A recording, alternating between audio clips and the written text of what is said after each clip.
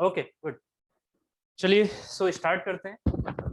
जैसे हमने कल डिस्कशन किया था, जल्दी से मुझे बताइए कल हमने क्या क्या डिस्कशन किया था और क्या क्या आपको समझ में आ रखा है। सबसे पहले हमने देखा था कि strength of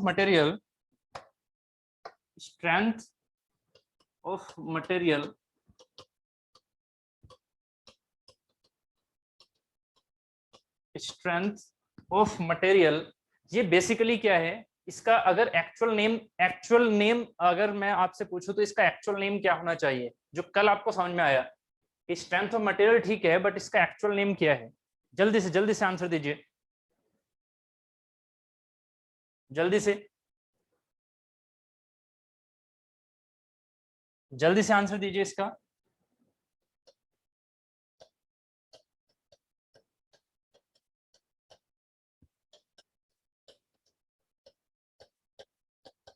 mechanics of deformable bodies और mechanics of solid body. Very good, ठीक, वेरी गुड, ठीक। तो यहाँ पर जैसे हमने इसके नाम को कल समझा था, तो इसी से रिलेटेड सारी चीजें हमने वन बाय वन समझ ली थी। जैसे कि रिजिड बॉडी क्या है, ठीक है, जैसे कि रिजिड बॉडी क्या है इसको हमने समझ लिया, ठीक है। अगर मैं रिजिड बॉडी की स्टडी की बात करता हूं तो वो कौन सी ब्रांच होती है साइंस की? जल्दी से उसका नाम बताइए, जो कौन सी ब्रांच होती है साइंस की जो रिजिड बॉडी से रिलेटेड एक्सटर्नल फोर्सेस को डील करती है? That is mechanics of rigid bodies, and this is simply called as engineering mechanics. Okay, तो सॉलिड के अंदर हमारे पास दो चीजें आ रही हैं। कौन कौन सी? एक तो रिजिड बॉडीज और एक deformable bodies. Very good Rishabh ji, ठीक है। तो यहां तक उम्मीद समझ में आ गया था आपको, ठीक है। अगर मैं आपसे पूछता हूं कि तो सॉलिड के अंदर, तो आपने क्या बोला?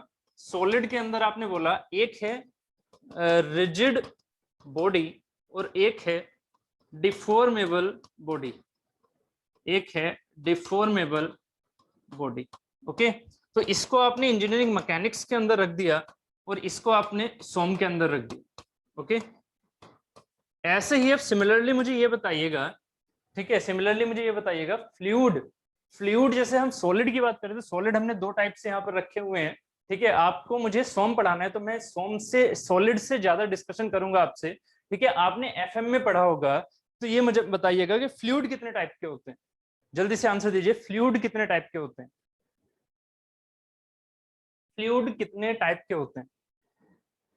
जल्दी से आंसर दीजिए। दो टाइप, तीन टाइप, ओके।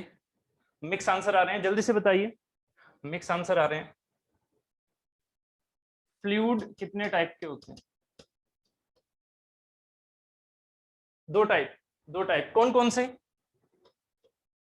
से? जल्दी से नाम लिखिए, कौन कौन से फ्लूइड अगर दो टाइप के हैं तो कौन कौन से?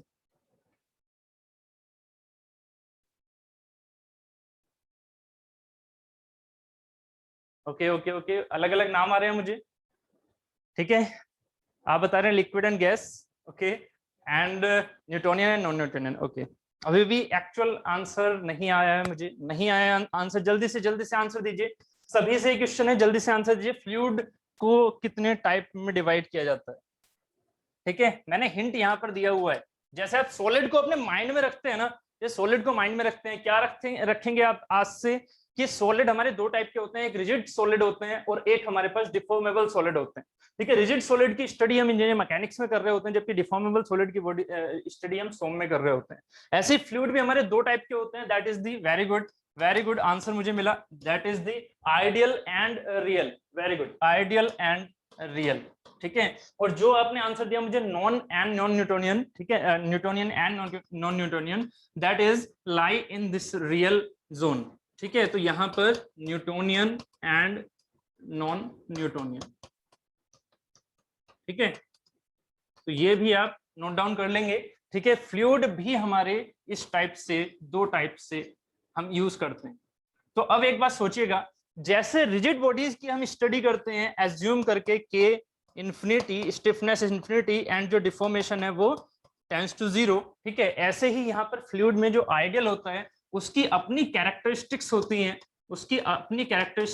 हैं, जैसे कि सरफेस टेंशन जो है वो इसका 0 होता है, ठीक है। जो बल्क मॉडुलस होता है वो इसका इन्फिनिटी होता है, जो कंप्रेसिबिलिटी होती है वो इसकी 0 होती है। इनकम्प्रेसिबल फ्लूइड होते हैं ये, ठीक है, फुल्ली इनकम्प्रेसिबल, ठीक है। जबकि रियल फ्लूइड हम कंप्रेसिबल मानते हैं, जबकि सारे रियल फ्लूइड हमारे कंप्रेसिबल होते हैं, जबकि सारे रियल फ्लूइड हमारे क्या होते हैं, कंप्रेसिबल।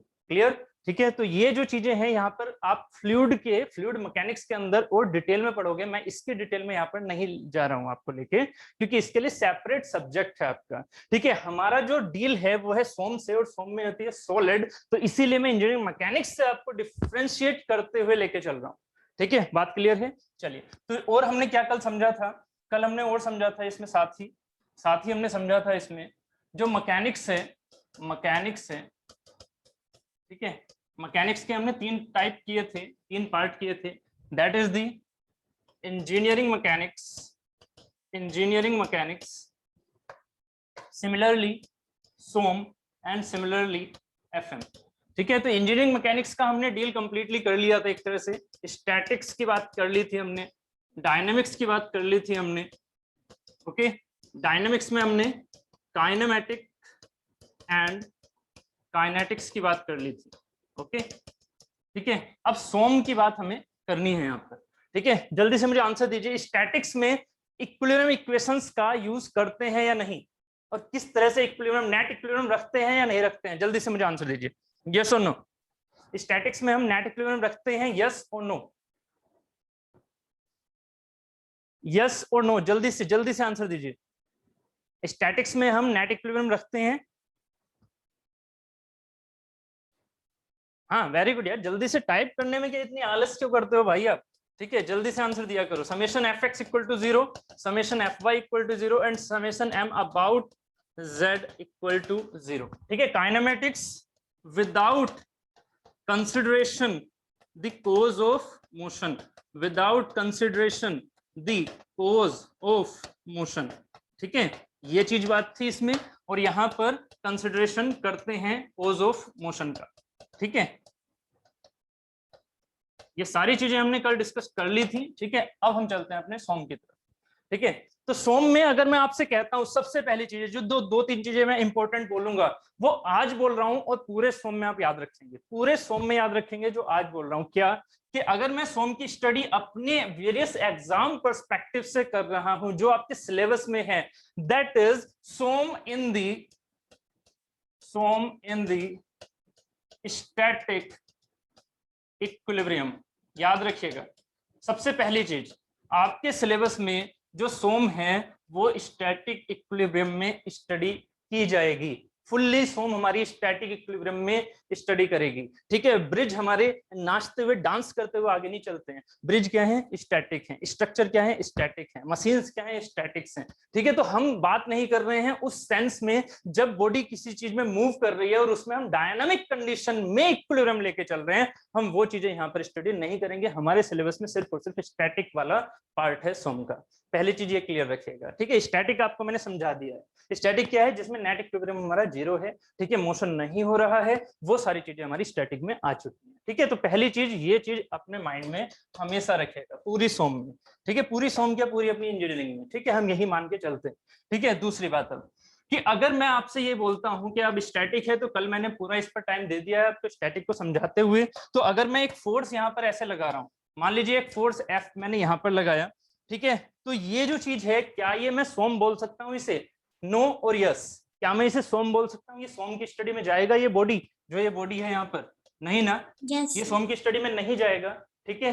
तो अगर ये सोम की स्टडी में नहीं जाएगा तो सोम की स्टडी में क्या जाएगा, जब इसके ऊपर इंटरनल इफेक्ट्स को देखा जाएगा, इस चीज को इंटरनल इफेक्ट्स को। इंटरनल इफेक्ट कब आएंगे, इंटरनल इफेक्ट तब आएंगे जब इस चीज पर एक इक्वल एंड अपोजिट फोर्स लग रहा होगा, ठीक है। तो अब इस पर एक इक्वल एंड अपोजिट फोर्स क्यों लगाया मैंने आपसे क्या बोला, किसी का माइक ऑन है क्या, प्लीज सभी अपने माइक को अनम्यूट कर दीजिए, ठीक है। तो यहां पर जो हम फोर्स F इधर से लगा रहे हैं और F इधर से लगा रहे हैं, तो मैंने सबसे पहले आप ये बोलो कि F सेम ही क्यों लगाया, क्योंकि आपकी जो स्टडी है, जो आपके सिलेबस में स्टडी है, वो सिर्फ और सिर्फ किसकी है, स्टैटिक इक्विलिब्रियम की, ठीक है, नहीं तो मैं यहाँ पर 2f भी लगा सकता हूँ और यहाँ पर f भी लगा सकता हूँ, बट वो स्टडी आपकी नहीं है इसमें। ठीक है, आपकी सिंपल स्टडी रहेगी f और f, मतलब same and equal and opposite forces लग रहे हैं। तो इक्वल एंड अपोजिट फोर्सेस लग रहे हैं, ये कंप्रेशन में मान लीजिए, और एक मैं ऐसा ही एग्जांपल लेके चल लेता हूं इस सेंस में, एक फोर्स ऐसे लग रहा है इस पर और एक फोर्स ऐसे लग रहा है। ये पॉइंट ऑफ एक्शन वाली जो बातें हैं, ठीक है, जो हमारे पास ये है पॉइंट ऑफ एप्लीकेशंस, ये सब मैंने कल आपको समझा दिया था। ठीक है, कि सिमिलर, इनकी लाइन ऑफ एक्शन क्या है, सिमिलर है, तो इसमें मोमेंट प्रोड्यूस हो रहा है क्या, नहीं। ठीक है, ये सारी चीजें मैंने कल बता दी आपको। अब जरा देखिएगा कि अगर मैं ये बॉडी मानता हूं और इस पर F और F लगा हुआ है, तो इसकी वजह से बॉडी किस तरह की शेप में जाएगी, जो आपको अभी तक आइडिया है। आप इसको किस तरह से लेके जाओगे, कुछ इस तरह से। आप इसका फाइनल फिगर कैसे बनाओगे, कुछ इस तरह से बनाओगे ना, यही आपके माइंड में चलता है। ठीक है, कि फाइनल फिगर इसका कुछ ऐसे हो गया, जबकि इसका फिगर कुछ ऐसा हो जाएगा, इसका फिगर कुछ ऐसा हो जाएगा। अभी मैं बहुत ही सिंपल वे में लेके चल रहा हूं, बहुत ही सिंपल वे में लेके चल रहा हूं। मैं सिर्फ और सिर्फ आपको ये बता रहा हूं कि ये भी डिफॉर्मेबल है, ये भी डिफॉर्मेबल है और ये भी डिफॉर्मेबल है। अगर बॉडी यहां पर इन फोर्सेस की वजह से, ठीक है, किसमें है, स्टैटिक इक्विलिब्रियम में। स्टैटिक इक्विलिब्रियम में मतलब कि ये मोशन में नहीं जा रही है। कुछ स्टूडेंट ऐसा सोचते हैं इस चीज को कि सर जैसे हमने इस चीज को यहाँ पर कंप्रेस किया, तो कंप्रेस करते हुए ये बॉडी सर ऐसे मूव भी तो कर रही है, ये पार्ट सर यहाँ पर भाग चुका है। ठीक है, आप इस चीज को देखो, ये पार्ट यहाँ तक आ चुका है, ये वाला पार्ट यहाँ तक आ चुका है, तो सर कुछ ना कुछ मोशन हो रहा होगा। नहीं, देखो यही चीजें हमें समझनी है कि ये जो पॉइंट के मोशन है वो मोशन है एक्चुअल में, या फिर डिफॉर्मेशन है, या फिर डिफॉर्मेशन है बॉडी के अंदर, या फिर मोशन है बॉडी के अंदर। दो चीजें इंपॉर्टेंट है। इसी के बेसिस पर मैं एक छोटे से एग्जांपल के through SOM and engineering mechanics में डिफरेंस भी क्रिएट कराऊंगा, क्योंकि पूरी सोम में आपका इंजीनियरिंग मैकेनिक्स आपको कंफ्यूज करता है। ठीक है, तो इसलिए मैं वो चीज भी आपको बताऊंगा। अभी आपको ये समझना है कि ये बॉडी सिर्फ और सिर्फ डिफॉर्म हो रही है, ये बॉडी मूव नहीं कर रही है। ठीक है, तो अगर आपने यहाँ पर इस चीज को देखा, कोई स्टूडेंट अगर ये सोच रहा है कि ये बॉडी सर मूव भी तो कर रही है, देखो ये यहां से यहां तक पहुंच गए, नहीं, ये मोशन नहीं है उसका, ये सिर्फ और सिर्फ क्या है, उसका डिफॉर्मेशन। अभी थोड़ा आगे मैं आपको समझाऊंगा भी अच्छे से। तो अभी फिलहाल आप ये समझ के चलेंगे कि ये बॉडी जो है, ये जो आपके पास येलो कलर में मैंने दिखाया है, दैट इज द इसकी डिफॉर्म्ड शेप। इसकी डिफॉर्म्ड शेप किसकी वजह से, इसकी वजह से। और यहाँ पर दोनों चीजें अप्लाई क्या हो रही हैं, यहाँ पर अप्लाई हो रहा है summation fx equal to 0, summation fy equal to 0 यहाँ पर क्या है, ऑटोमेटिकली सेटिस्फाई कर रहा है। और साथ ही समेशन m अबाउट z भी यहाँ पर 0 है, क्योंकि दोनों की लाइन ऑफ एक्शन क्या है, सेम है। ठीक है, तो ये जो सारी चीजें हमारी दिख रही हैं, इसके बेसिस पर ही हम सोम को कहते हैं। और इसके अंदर अगर ये बॉडी डिफॉर्मेशन में जा रही है, तो अगर ये डिफॉर्मेशन में जा रही है, तो याद करो आपने डिफॉर्मेशन को कल क्या बोला था। कल आपने डिफॉर्मेशन वर्ड कहीं एक जगह यूज किया था, कहां पर यूज किया था, जब मैंने स्ट्रेन का एक छोटा सा फॉर्मूला बताया था आपको। स्ट्रेन क्या है, स्ट्रेन है change in length upon original length, या change in dimension upon original dimension, जो आप कहते हैं। बट स्ट्रेन इससे भी कुछ अलग होती है। बट हम अभी फिलहाल के हिसाब से ये कह रहे हैं कि deformation change in length upon original length. तो लेंथ में जो चेंज हो रहा है उसी को मैं डेल्टा बोल रहा हूं। तो ये जो डेल्टा जो चेंज आ रहा है, जिसे आप डिफॉर्मेशन बोल रहे हो, उस डिफॉर्मेशन की वजह से क्या आ रहा है, मेरा स्ट्रेन। उस डिफॉर्मेशन की वजह से क्या आ रहा है, मेरा स्ट्रेन। ठीक है, तो अगर बॉडी के अंदर डिफॉर्मेशन है, अगर बॉडी के अंदर स्ट्रेन है, तो बॉडी में स्ट्रेस होगा। ठीक है, तो बॉडी में स्ट्रेस होगा। फिलहाल के लिए माइंड में यही चलता है कि sir sigma equal to E epsilon, तो सर एप्सिलॉन है तो स्ट्रेस है। ठीक है, बट यहां पर कंफ्यूजन क्या रहती है, कंफ्यूजन ये रहती है कि सर फोर्स लगा रहे हैं तो स्ट्रेस आएगा, और फोर्स लगाएंगे तो स्ट्रेस आएगा, तो डिफॉर्मेशन आएगा। ठीक है, मेरी बात समझिएगा। यहां से एक इंपॉर्टेंट पॉइंट की मैं बात कर रहा हूं, यहां पर जरा इस चीज को समझिएगा कि अगर मैं आपसे कहता हूं सिंपल वर्डिंग में कि अगर आपने इस पर एक फोर्स लगाया, टेंशन में मान लेते हैं इस चीज को, अगर आपने इस पर एक फोर्स लगाया ऐसे, जरा इस कॉन्सेप्ट को समझिएगा छोटा सा। अगर आपने इस पर एक एफ फोर्स लगाया, ठीक है, तो इस फोर्स की वजह से इस बॉडी में डिफॉर्मेशन आ रहा है। ये क्या है, मेरी डिफॉर्मेबल बॉडी। इस बॉडी में डिफॉर्मेशन आ रहा है क्योंकि ये डिफॉर्मेबल बॉडी है, और अगर इसमें डिफॉर्मेशन आ रहा है तो इसमें स्ट्रेन आ रही है और स्ट्रेन की वजह से स्ट्रेस आ रही है। आप एक चीज बताइएगा मुझे, sigma equal to E epsilon है, तो अब मुझे एक बात आंसर दीजिएगा, मुझे पहले कौन सी चीज आती है, स्ट्रेस आती है या स्ट्रेन आती है? पहले ये आंसर दीजिएगा कि स्ट्रेस आती है या स्ट्रेन आती है। फोर्सेस का लाइन ऑफ एक्शन अलग अलग और फोर्स सेम एंड अपोजिट तो बॉडी रोटेट करेगी, ये सॉम में होगा नहीं? अंशुल जी, ये जो है वो सॉम में नहीं होगा, जो आपने क्वेश्चन लिखा था उसका आंसर है कि वो सॉम में नहीं होगा। वो मैंने कल भी आपको समझाया था कि अगर एक बॉडी है अगर ऐसे और इस पर ऐसे और ऐसे दो equal and opposite forces line of action से ना जा रहे हो, दोनों की लाइन ऑफ एक्शन अलग हो, तो ये बॉडी क्या करेगी, रोटेट कर जाएगी। इसमें आपको स्ट्रेस या डिफॉर्मेशन कहीं पर भी फील नहीं होगा, बॉडी सिर्फ और सिर्फ क्या कर रही है, रोटेट। समेशन एफ एक्स क्या है, 0। समेशन एफ एक्स क्या है, 0। समेशन एफ वाई क्या है, 0। ठीक है, जबकि इसमें सिर्फ और सिर्फ रोटेशन है। तो रोटेशन है तो यहाँ पर अपने आप को सोचो और मोशन कराओ अपने आप को रोटेशन में, क्या आपको कहीं स्ट्रेस महसूस होगा, अंदर की तरफ खिंचाव या तनाव महसूस होगा? नहीं होगा। ठीक है, तो वो चीज हमारी क्या है, सोम के अंदर नहीं है, सिर्फ और सिर्फ इंजीनियरिंग मैकेनिक्स है, वो भी एंगुलर वाली, रोटेशनल वाली। ओके, चलिए, तो कुछ ने बोला स्ट्रेस, कुछ ने बोला स्ट्रेन। ठीक है, अब एक चीज हमेशा याद रखिएगा, जब भी हम स्टडी करते हैं हम यहाँ पर एक्सटर्नल फोर्स बोल रहे होते हैं। आपके माइंड में ना एक छोटी सी गड़बड़ चल रही है, जिन्होंने अभी स्ट्रेस बोला, कि जो एक्सटर्नल फोर्स है वो एक्सटर्नल फोर्स है, इसे कभी भी स्ट्रेस मत माना करो, इसे कभी भी स्ट्रेस मत माना करो, ये मेरी स्ट्रेस नहीं है। ठीक है, आप क्या सोचते हो, आप अपने माइंड में ये सोचते हो कि सर ऐसे ना जब फोर्स लगा दी तो स्ट्रेस लगा दी। ठीक है, हमारे ना जो रोजमर्रा की लाइफ में हमारे पास जो लैंग्वेज होती है हम उससे कंफ्यूज हो जाते हैं। हम कहते हैं स्ट्रेस लग रही है इसके ऊपर, स्ट्रेस लगने का सेंस हमारे पास होता है फोर्स लगने का सेंस नहीं, ये गलती है। बस आप अगर इस फोर्स को ही स्ट्रेस सोचते हो कि नहीं सर ये जो फोर्स हम लगा रहे हैं वही हमारी स्ट्रेस है, बस यही आप गलती कर रहे हो। ठीक है, फोर्स स्ट्रेस नहीं है। ठीक है, याद रखिएगा जो हमारी नॉर्मल लैंग्वेज होती है स्ट्रेस, ठीक है, ह्यूमन बॉडी के हिसाब से दैट इज द तनाव। ठीक है, जो ह्यूमन बॉडी के हिसाब से हम बोलते हैं रोजमर्रा की लाइफ में अपनी कि स्ट्रेस ले रहे हैं, मतलब हम तनाव ले रहे हैं। ठीक है, तो ये एक्चुअल में मैकेनिकल में ये वर्ड यूज इस तरह से नहीं होते हैं, मैकेनिकल में इस तरह से ये वर्ड यूज नहीं होते हैं, इसको अपनी इस नॉर्मल लाइफ से हटा दो, ये वाली चीजें इसमें यूज नहीं होती। ठीक है, that is stress in Hindi, in mechanical और सिविल दिस इज द प्रतिबल, प्रतिबल ना कि तनाव। तनाव जो होता है वो मैकेनिकल में टेंशन वर्ड को यूज किया जाता है, टेंशन को तनाव बोला जाता है ना कि स्ट्रेस को। ठीक है, बात क्लियर हो रही है? दूसरी बात, यहाँ पर ये जो फोर्सेस हैं, इन फोर्सेस की वजह से, फोर्सेस की वजह से क्या है, अगर बॉडी हमारी डिफॉर्मेबल है तभी वो डिफॉर्मेशन में जाएगी, और अगर डिफॉर्मेशन में जाएगी तो स्ट्रेन में जाएगी। ठीक है, और जब वो स्ट्रेन में जाती है तो उसके जो मॉलिक्यूल्स हैं, उसके जो मॉलिक्यूल्स हैं, क्योंकि सबसे इंपॉर्टेंट पॉइंट होता है हमारी लाइफ में, हमारे यूनिवर्स में, that is the stability, that is the stability, कि स्टेबल हर एक पॉइंट होना चाहता है, हर एक एटम अपने आप में स्टेबल होना चाहता है। किसी भी सब्जेक्ट की जो नींव होती है, जो फाउंडेशन होती है किसी भी सब्जेक्ट, पूरी साइंस की फाउंडेशन इज द स्टेबिलिटी।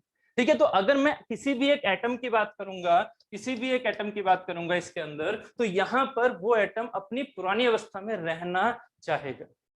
ठीक है, अगर वो अपनी पुरानी अवस्था में रहना चाहेगा तो उस पर जब आप एक्सटर्नल फोर्स लगाते हो, तो जब उसकी एक्सटर्नल फोर्स की वजह से आप क्या कर रहे हो, उस पर डिफॉर्मेशन लेके आ रहे हो, तो एटम्स को आप दूर दूर कर रहे हो, और जब एटम्स दूर दूर होंगे तो वो क्या चाहेंगे, वो अपने आप को पास लेके आना चाहेंगे, वो रेजिस्ट करेंगे, और इसी को हम बोलते हैं इंटरनल रेजिस्टेंस, इंटरनल रेजिस्टेंस। और वही इंटरनल रेजिस्टेंस जो होता है that is called the simple stress, that is called the stress. उसकी डायरेक्शन क्या होगी, अभी डायरेक्शन के चक्कर में मत फंसना, अभी डायरेक्शन के चक्कर में मत फंसना, मैं आपसे बोल रहा हूँ। ठीक है, मैं आपको छोटी छोटी चीजें लेके चल रहा हूँ, ये सारी चीजें मैं आपको चैप्टर 2 में लेके चलूंगा। ठीक है, अभी मैं आपको क्योंकि यहाँ पर ब्रीफ लेके चल रहा था इस वजह से मैंने बताया कि यहाँ पर जो इंडिपेंडेंट होता है, जिस पर डिपेंड करती है stress, that is the strain. पहले स्ट्रेन आती है किसकी वजह से, एक्सटर्नल फोर्स की वजह से। तो ये छोटा सा एक डायग्राम आप यहाँ से याद रख सकते हैं। सबसे पहले आता है एक्सटर्नल फोर्स, इसकी वजह से आता है डिफॉर्मेशन, डिफॉर्मेशन, इस चीज को ना अपने जो आप नोट्स बना रहे हैं उसके सबसे ऊपर लिख लो ऐसे, ठीक है। अभी इस चीज की मीनिंग आपको अच्छे समझ में आएगी चैप्टर 2 में। एक्सटर्नल फोर्स डिफॉर्मेशन, डिफॉर्मेशन से आता है स्ट्रेन, स्ट्रेन से आता है इंटरनल रेजिस्टेंस, और अगर इंटरनल रेजिस्टेंस है तभी हमारा स्ट्रेस आएगा, नहीं तो स्ट्रेस नहीं आएगा। अगर इंटरनल रेजिस्टेंस पर ये फ्लो डायग्राम ब्रेक हो गया तो स्ट्रेस कभी नहीं आएगा, ठीक है। हाँ बिल्कुल, क्लास के साथ ही प्रिपेयर करते रहिएगा। बाकी अगर आपको ऐसा लगता है कि हाँ ये वाली चीजें थोड़ी ज्यादा हो रही है, मुझे अपनी वर्डिंग में भी लिखनी है, तो आप एक काम कर सकते हैं, वीडियो को बाद में देख सकते हैं, ठीक है, बाद में देख सकते हैं और वहां से आप फिर से अपने नोट्स को प्रिपेयर कर सकते हैं, ठीक है। ऑनलाइन में ये फायदा है कि अगर आपके नोट्स रह गए हैं कहीं से लिखने से तो आप उस चीज को फिर से देख सकते हैं ऐप पर जाकर, ठीक है। तो यहाँ तक की बात हो गई, इस चीज को स्टार मार्क करके अलग से लिख लो, ठीक है। तो उम्मीद है यहाँ पर मैं जो आपको समझाना चाह रहा था, थोड़ा सा एक हिंट देना चाह रहा था कि sigma equal to E epsilon में कौन सी चीज पहले आती है, that is the strain not the stress, ठीक है। अभी जो हम यहाँ पर बात कर रहे थे दैट इज द सोम, और सोम में हमने ये वाली चीज समझी कि जो डिफॉर्मेशन होता है, अगर किसी मटेरियल में डिफॉर्मेशन है तो डिफॉर्मेशन है तो स्ट्रेन है, और स्ट्रेन है तो उसमें स्ट्रेस आ रही होगी, ठीक है। तो ये जो हमारी स्टडी होती है दैट इज इन दी सोम, ठीक है। और यहाँ पर जो हम एक फॉर्मूला लेके चल रहे हैं, कौन सा formula, sigma equal to E epsilon, इसी के बेसिस पर हम इसका नाम देते हैं theory of elasticity, theory of elasticity, ठीक है। इसी के बेसिस पर हम इसका नाम देते हैं theory of elasticity, elasticity in the sense Young's modulus. ये जो यंग्स मॉडुलस यहाँ पर आपको दिख रहा है, ये जो यंग्स मॉडुलस दिख रहा है यहाँ पर, तो मटेरियल में अगर मान लीजिए आपके पास ये एक मटेरियल है, इस पर एफ फोर्स आप ऐसे लगा रहे हैं, ठीक है, और इसका एक ग्राफ बना रहे हैं, आपको याद होगा थोड़ा सा एक सिमिलर ग्राफ इस तरह का आपने कभी पढ़ा होगा, मैं सिर्फ और सिर्फ नाम के बारे में बता रहा हूँ। थ्योरी ऑफ इलास्टिसिटी सोम को क्यों कहते हैं, क्योंकि सोम कहां तक लाई करता है इस वाले ग्राफ में, उम्मीद है आपको ये ग्राफ याद होगा, फिलहाल ये ग्राफ आपको याद होगा, ठीक है। इसको पूरे को अच्छे से मैं बनवाऊंगा आपसे, ठीक है। तो ये जो ग्राफ है ये किसका ग्राफ था, आपको याद होगा शायद, स्ट्रेस एंड स्ट्रेन का, ठीक है। तो यहाँ पर जो थ्योरी ऑफ इलास्टिसिटी से बोला जाता है वो इसलिए बोला जाता है कि जब किसी एक बॉडी में ये मान लो आयरन बॉडी है, तो जब आयरन बॉडी पर आप टेंसाइल फोर्सेस लगा रहे हैं तो ये जो बॉडी है ये इस तरह से डिफॉर्म हो रही है, मान लीजिए यहां तक पहुंच गई, ठीक है, ये यहां तक पहुंच गए डिफॉर्म होते हुए। अब आपने जब फोर्स छोड़ा, फोर्स आप लगा रहे थे, फोर्स आपने छोड़ा, तो ये बॉडी अपने आप को रिगेन कर रही है। तो जो रिगेन करने की प्रॉपर्टी होती है किसी बॉडी के अंदर, रिगेन करने की प्रॉपर्टी होती है किसी बॉडी के अंदर, उसको हम इलास्टिसिटी बोलते हैं। बहुत ही अभी सिंपल वर्डिंग में मैंने समझा दिया, ये कैसे रिगेन करती है वो चीजें आगे बताऊंगा। तो रिगेन जो है वो इलास्टिसिटी को कहते हैं कि अगर अपने आप को वो रिगेन कर रही है। तो ये जो ग्राफ बनता है उसमें इस पॉइंट तक बॉडी क्या कर रही होती है, अपने आप को रिगेन, इस पॉइंट तक बॉडी अपने आप को कर रही होती है रिगेन। तो हमारे जो सोम होता है वो सिर्फ और सिर्फ यहां तक वैलिड होता है, जो सोम होता है वो सिर्फ और सिर्फ यहां तक वैलिड होता है, उसके आगे जो है वो प्रोडक्शन स्टार्ट हो जाता है, उसके आगे प्रोडक्शन स्टार्ट हो जाता है। प्रोडक्शन मतलब जो मैकेनिकल का एक सब्जेक्ट है जिसमें हम ये चीजें देखते हैं, क्या, sigma equal to E epsilon to the power n या K epsilon to the power n, ठीक है। जबकि यहां पर इस सोम के अंदर क्या होता है, sigma equal to E epsilon. क्यों ये sigma equal to E epsilon हमारा यहां तक वैलिड होता है, इस चीज का जो इंटरनल कॉन्सेप्ट है वो मैं आपको आगे बताऊंगा। अभी सिर्फ और सिर्फ इसको मैं मैथमेटिकली बता रहा हूं कि sigma equal to E epsilon को जब आप देखेंगे तो y इक्वल टू mx लिख सकते हैं इसे, ये स्कूल लेवल थिंग हो गई आपकी कि y इक्वल टू mx बोला जाता है किसको, एक लाइन इक्वेशन को। इसमें y क्या है मेरा, ये वाले डायरेक्शन, x क्या है मेरा, ये वाले डायरेक्शन। तो y है मेरी स्ट्रेस, x है मेरी स्ट्रेन, ठीक है, और m क्या हो गया, कांस्टेंट मटेरियल के लिए E, ठीक है। तो यहाँ पर ये जो लाइन दिख रही है ये एप्सिलॉन की पावर n और x की पावर n वाली लाइन है, ठीक है। तो sigma equal to E epsilon, जिसे आपने कल मुझे बताया भी था कि this is the Hooke's law, तो ये हुक्स लॉ कहां तक वैलिड होता है, जहां तक ये लीनियर फॉर्मेशन में जाए, जहां तक ये क्या करे, लीनियर फॉर्मेशन में जाए। तो सोम कहां तक वैलिड होगा, जहां तक लीनियर फॉर्मेशन हो, जहां तक लीनियर फॉर्मेशन हो वहां तक हमारा सोम वैलिड होता है। इसीलिए इसे हम क्या बोलते हैं, थ्योरी ऑफ इलास्टिसिटी।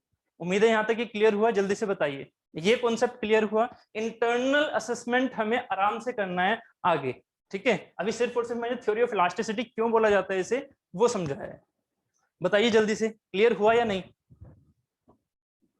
कितना क्लियर है, ठीक, okay, very good very good. ठीक है, इतना ही क्लियर हो गया है, चलिए गुड। ठीक है, अभी हम बात कर रहे थे यहाँ पर सोम से रिलेटेड, ये चीजें हमने कंप्लीट की। साथ ही हमने थ्योरी ऑफ इलास्टिसिटी, इसे क्यों बोला जाता है, वो हमने कंप्लीट किया। ठीक है, अब हम चल रहे हैं। ठीक, यहाँ पर हमने ये सारी चीजें, छोटी छोटी चीजें हैं जो कि एक्स्ट्रा में है, जो कि आपको याद भी रखनी है। ठीक है, तो अब इंजीनियरिंग मैकेनिक्स की बात हो गई थी, डेफिनेशन इंजीनियरिंग मैकेनिक्स की लिख ली थी आपने। ठीक है, मैकेनिक्स की डेफिनेशन लिख ली थी। अब लिखिएगा स्ट्रेंथ ऑफ मटेरियल की डेफिनेशन, लिखिएगा, हेडिंग डालिएगा स्ट्रेंथ ऑफ मटेरियल, इसकी डेफिनेशन लिखिएगा। स्ट्रेंथ ऑफ मटेरियल, इसकी डेफिनेशन लिखिएगा। Study of internal registering study of internal registering forces, study of internal registering forces which are study of internal registering forces which are developed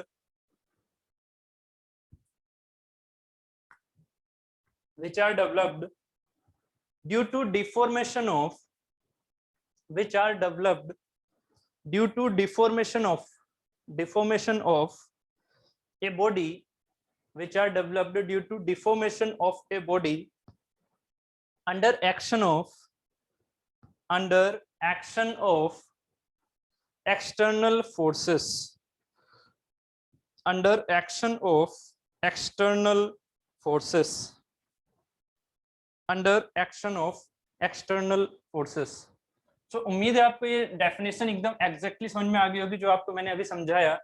क्या कि that branch of science in which we deal about the internal registering forces, internal registering force, अभी मैंने एक term दिया उसे, that is the stress, internal registering forces. अब ये forces और स्ट्रेस में क्या सिमिलैरिटी है, वो चीजें हम आगे डिस्कस करेंगे। अभी फिलहाल हमें सोम के बारे में समझना था। फीलिंग मैंने कल आपको बता दी थी, कैसे ये इस चीज को हम फील करते हैं, इंटरनल स्ट्रेसेस को। ठीक है, तो जो इंटरनल रजिस्टरिंग फोर्सेस की डील हो रही है, और ये किसकी वजह से प्रोड्यूस हो रहा है, due to deformation of the body, है ना, और ड्यू टू एक्सटर्नल फोर्सेस। अगर एक्सटर्नल फोर्सेस नहीं है तो डिफॉर्मेशन नहीं है, और डिफॉर्मेशन नहीं है तो स्ट्रेसेस नहीं है, इंटरनल रेजिस्टेंसेस प्रोड्यूस नहीं हो रहे हैं। उम्मीद है यहां तक ये क्लियर है। तो स्ट्रेंथ ऑफ मटेरियल की डेफिनेशन यहां पर हमारी क्लियर हो गई। ठीक है, अब हम चलते हैं, जो बेसिक कॉन्सेप्ट हमारे कंफ्यूजिंग होते हैं, कंफ्यूजिंग इन द सेंस कि engineering mechanics and SOM, engineering mechanics and SOM में हम किस तरह से सिमिलैरिटी और किस तरह से डिफरेंस की बातें करते हैं देखने में। ठीक है, तो हम उसी का एक एग्जांपल लेके चलते हैं। ठीक है, छोटी सी एक हेडिंग डाल लीजिएगा, concept for the rigid body and deformable body, rigid body and deformable body।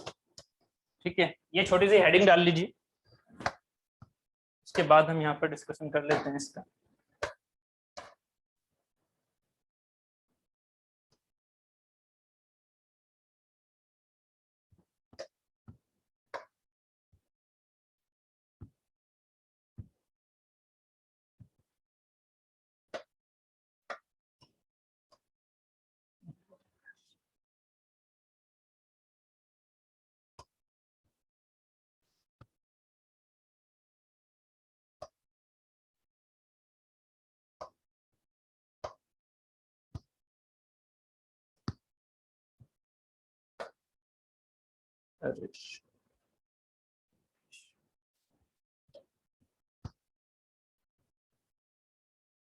एक सेकंड, चलिए, जैसे यहाँ यहीं से हम देख लेते हैं इस चीज को।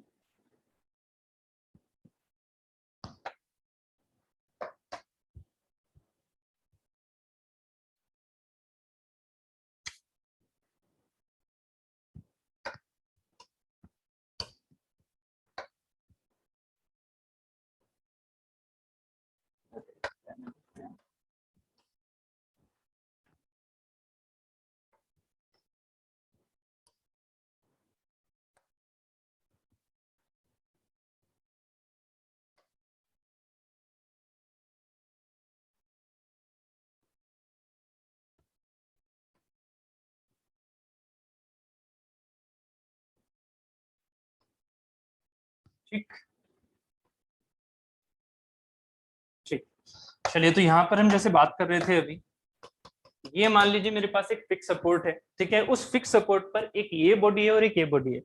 इस बॉडी को अपने माइंड में इमेजिन कीजिएगा कि ये बॉडी मेरी एक तरह से रियल सॉलिड है, इसे मैंने बोला रियल सॉलिड या रोड बोल दिया बेसिकली, ठीक है, और ये हो गया मेरे पास ब्लॉक, जिसे मैं बोल रहा हूं यहाँ पर एक रिजिड बॉडी, रिजिड बॉडी। अब क्या करना है आपको, अब एक फोर्स लगा दीजिए, अब एक फोर्स लगा दीजिए यहाँ पर, ठीक है, अब एक यहाँ पर फोर्स लगा दीजिए ऐसे,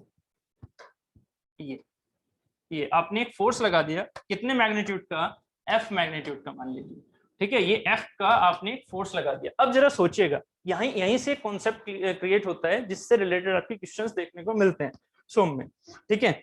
मैं आपसे कह रहा हूं कि एफ अगर फोर्स लग रहा है रिजिड बॉडी के ऊपर भी, ठीक है, और रियल सॉलिड जो कि रोड है यहाँ पर उसके ऊपर भी, और ये एक दूसरे से यहाँ पर एकदम अटैच हैं, ठीक है, चाहे ग्लू कर लो, ठीक है, कुछ भी किसी तरह से भी आप इमेजिन करो, ये दोनों एक दूसरे से यहाँ पर अटैच हैं। तो जब ये फोर्स यहाँ पर एफ लग रहा होगा तो इसकी जो फाइनल कंडीशन है, जो इसकी फाइनल कंडीशन है वो क्या हो रही होगी, क्या मेरा रियल सॉलिड, क्या मेरा रियल जो रोड है वो आगे की तरफ डिफॉर्म हो रहा होगा या नहीं। अगर इसका मैं एक रियल पिक्चर बनाऊं तो कुछ इस तरह का होगा या नहीं, पहले इस चीज के बारे में बताइएगा, इसका एक रियल पिक्चर कुछ इस तरह से आएगा या नहीं आएगा।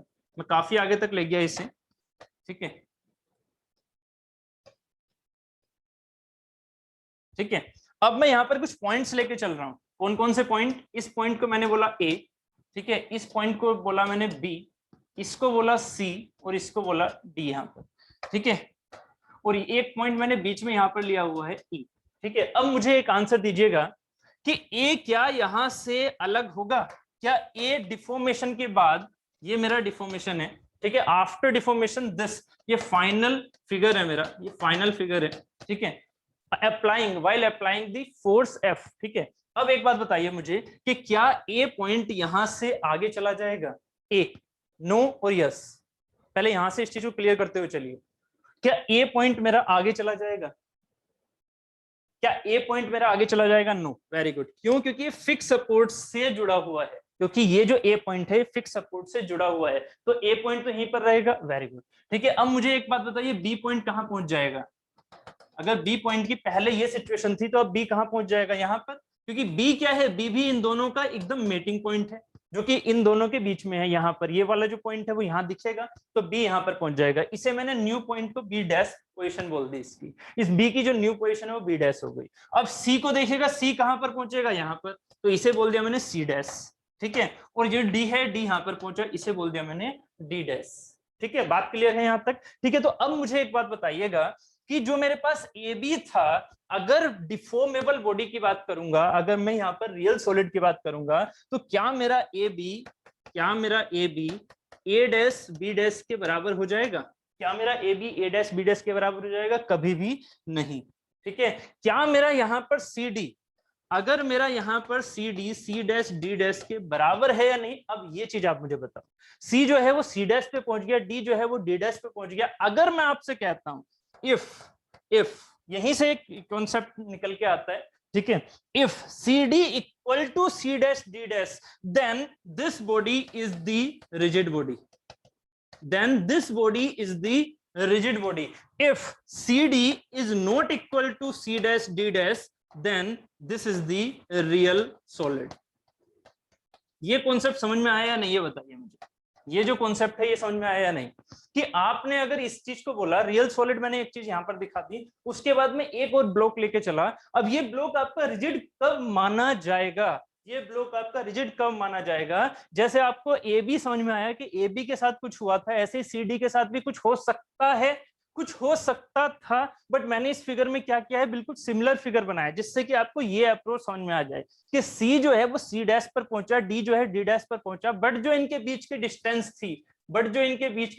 थी वो अभी भी क्या है, सेम है, इस फिगर में आपको दिख रहा है। तो इस फिगर के हिसाब से अगर C D equal to C dash D dash है, तो ये जो ब्लॉक है मेरा वो क्या कहलाएगा, एज ए रिजिड बॉडी, ये जो ब्लॉक है वो मेरा रिजिड बॉडी कहलाएगा। और अगर C D C dash D dash के बराबर ना होता तो ये ब्लॉक मेरा क्या होता है, रियल सॉलिड। तो इसमें भी डिफॉर्मेशन आता और इसमें भी डिफॉर्मेशन आया ही है, जो कि आपको दिख रहा है। तो ये डिफरेंस होता है हमारे एक रियल सॉलिड एंड एक रिजिड ब्लॉक के अंदर, ठीक है। क्योंकि मैंने आपको यहाँ पर ये चीज इसलिए बताई है क्योंकि आगे जो फिगर्स होंगे, आगे जो सीरीज एंड पैरेलल कनेक्शन होते हैं जिसमें आपको स्ट्रेस डिफॉर्मेशन वगैरह देखना होता है, वहां पर रिजिड प्लेट्स का हम यूज करते हैं। वो रिजिड प्लेट्स क्या होती हैं वो यहाँ से हमें समझ में आ रहा है। तो इसी हिसाब से इस कॉन्सेप्ट को थोड़ा और यहाँ पर देख लेते हैं। एक पॉइंट मैंने ए लिया, एक पॉइंट मैंने बी लिया, इंटरनल पॉइंट के हिसाब से भी इस चीज को हम समझ लेते हैं। एक पॉइंट मैंने यहाँ पर स्मॉल सी लिया, एक पॉइंट यहाँ पर स्मॉल डी लिया, ठीक है। तो यहाँ पर इस ए बी के बीच की डिस्टेंस को मैं बोल देता हूँ एक्स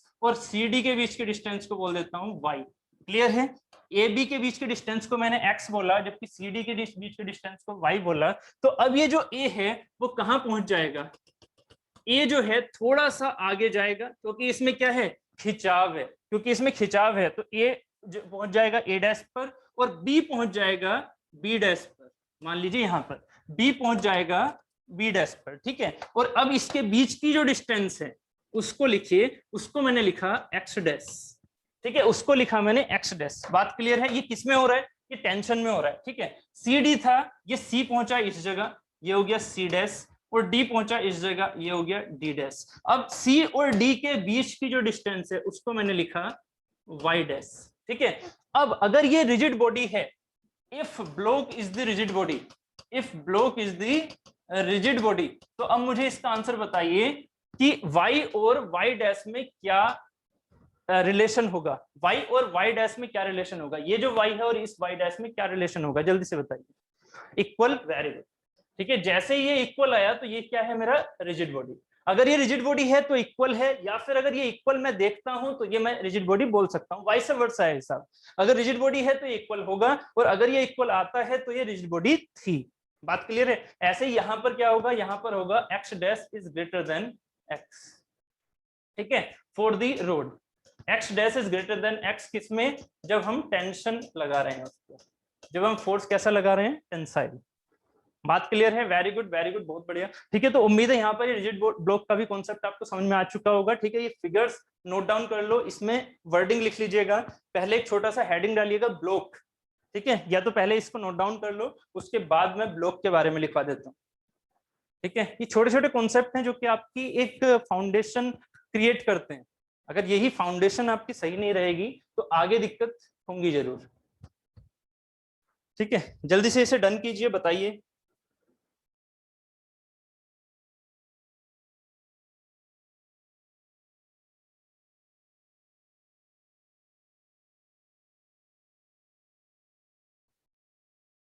हो जाए तो जल्दी से डन लिखिएगा, आपके रिप्लाई की वेट ही कर रहा हूं मैं।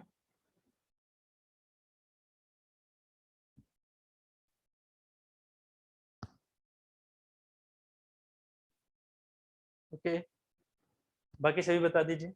और दूसरा, अगर यहाँ पर कंप्रेशन लगा रहा होता मैं, ठीक है, तो x dash is less than x हो जाता फॉर दी कंप्रेशन,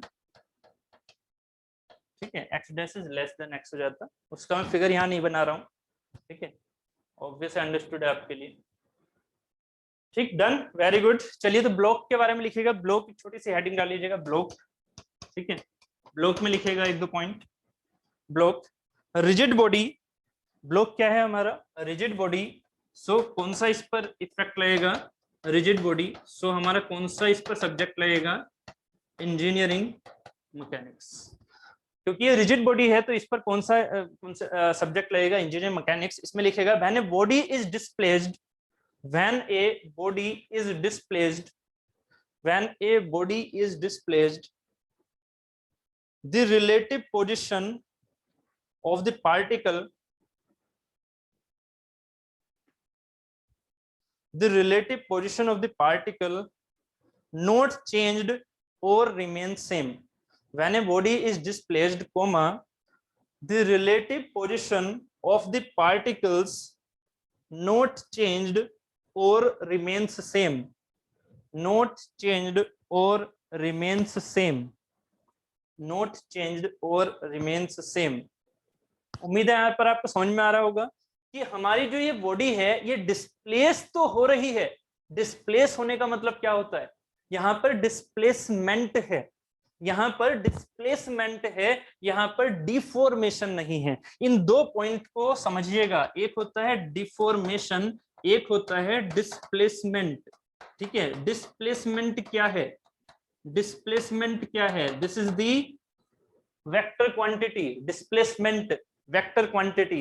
किसी एक पॉइंट को, किसी एक बॉडी को आपने यहां रखी हुई है ये पॉइंट, और यहां से यहां आप पहुंचा रहे हैं इस डायरेक्शन में, तो इसे हम क्या बोलते हैं, डिस्प्लेसमेंट ऑफ द बॉडी। ठीक है, तो यहां इस बॉडी में क्या हो रहा है, डिस्प्लेसमेंट हो रहा है। किसमें, इस ब्लॉक में। देखो जरा, ये ब्लॉक क्या हुआ है, डिस्प्लेस। ये ब्लॉक क्या हुआ है, डिस्प्लेस। अपनी ओरिजिनल पोजीशन से ये पूरा ब्लॉक क्या हुआ है, डिस्प्लेस। क्या ये डिफॉर्म हुआ है, ये कैसे चेक करोगे कि अगर एक बॉडी डिस्प्लेस हो रही है और उसके जो इंटरनल पार्टिकल्स हैं, इंटरनल पार्टिकल्स कौन से हो गए, सी और डी वाला, तो इंटरनल पार्टिकल्स अगर मेरे चेंज नहीं कर रहे हैं अपनी रिलेटिव पोजीशन, बात समझ में आ रही है, वर्डिंग मैंने इसीलिए लिखवाई है, रिलेटिव पोजीशन एक दूसरे की अगर वो चेंज नहीं कर रहे हैं, that is simply called the rigid body, जो कि डिस्प्लेस हो सकती है बट वो डिफॉर्म नहीं हो सकती। बात क्लियर है, ठीक है, उम्मीद है समझ में आ गया होगा। अब लिखेगा रोड, अब लिखेगा रोड के बारे में। ठीक है, जो ये मैंने आपको सॉलिड रोड लिखा है। ठीक है, तो ब्लॉक तो हो गया, अब लिखेगा सॉलिड रोड। इसमें लिखेगा सॉलिड रोड, इसमें लिखेगा डिफॉर्मेबल बॉडी, सो सोम कॉन्सेप्ट। ऐसे ही जैसे इसमें लिखा था ऐसे ही इसमें लिखेगा डिफॉर्मेबल बॉडी, डिफॉर्मेबल बॉडी, सो इसमें क्या लगेगा, सोम कॉन्सेप्ट। ठीक है, सॉलिड रोड के अंदर लिखेगा डिफॉर्मेबल बॉडी, सोम कॉन्सेप्ट। इसमें लिखेगा आगे when relative position, when relative position is changed. Okay Anshul ji, देखिएगा मैं ये बोल रहा हूँ कि सॉलिड रोड न्यू हेडिंग लिखिएगा, जैसे अभी ब्लॉक के बारे में लिखा था ऐसे ही सॉलिड रोड के बारे में लिखेंगे, क्योंकि ये डिफॉर्मेबल है। तो डिफॉर्मेबल बॉडी इसके अंदर, और आगे लिख दीजिएगा सोम। डिफॉर्मेबल बॉडी किसके अंदर स्टडी होगी, सोम के। तो ये जो है सिर्फ और सिर्फ सोम किस पर लग रहा होगा, सोम लगेगा सिर्फ और सिर्फ इस पर। ठीक है, इस पर सोम नहीं लग रहा होगा, इस पर सोम नहीं लग रहा होगा। ठीक है, तो इसकी स्टडी हमें नहीं करनी होती। ठीक है, सोम के अंदर। तो डिफॉर्मेबल बॉडी सोम कॉन्सेप्ट लिखेगा when relative position, when relative position is changed, when relative position is changed, when relative position is changed of the particles,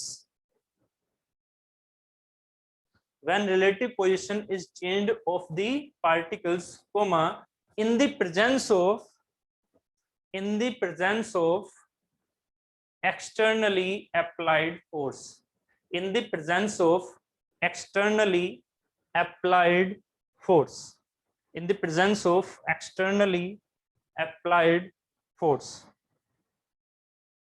बात क्लियर है, ठीक, यहां तक क्लियर हो गया सभी को, जल्दी से बताइए। ठीक है, यहां तक क्लियर हो चुका है, वेरी गुड। अब एक न्यू पॉइंट और लिख लीजिएगा। यहां तक हमने बात कर ली, इंजीनियरिंग मैकेनिक्स को समझ लिया है एक तरह से अभी तक, है ना, और सोम को समझ लिया है।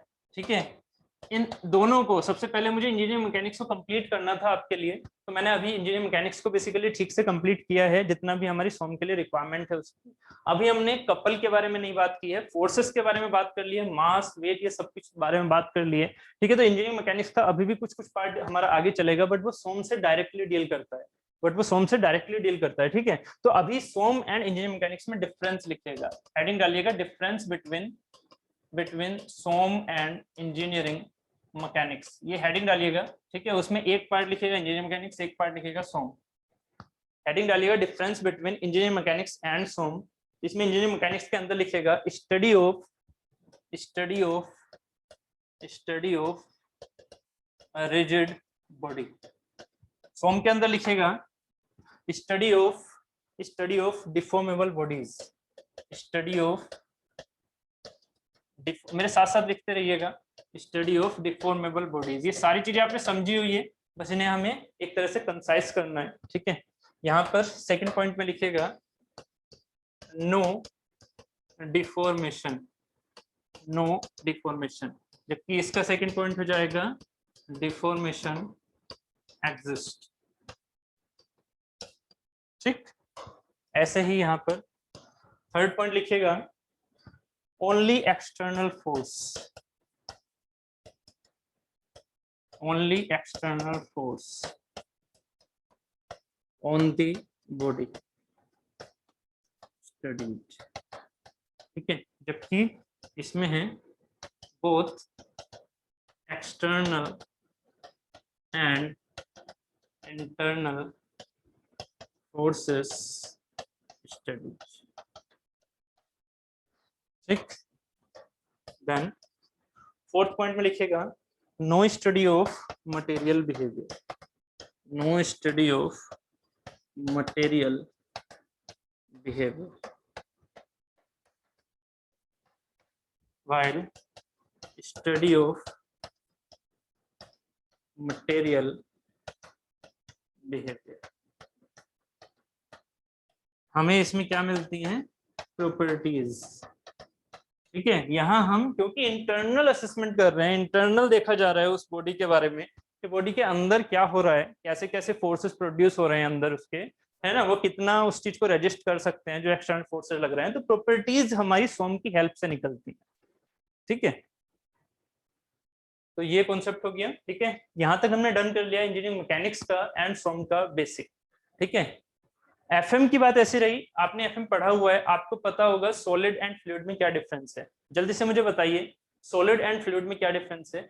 जिन्होंने एफएम नहीं पढ़ा है वो जब एफएम पढ़ेंगे तो सबसे पहले यही चीजें एफएम में पढ़ाई जाती हैं कि सॉलिड एंड फ्लूइड में क्या डिफरेंस है।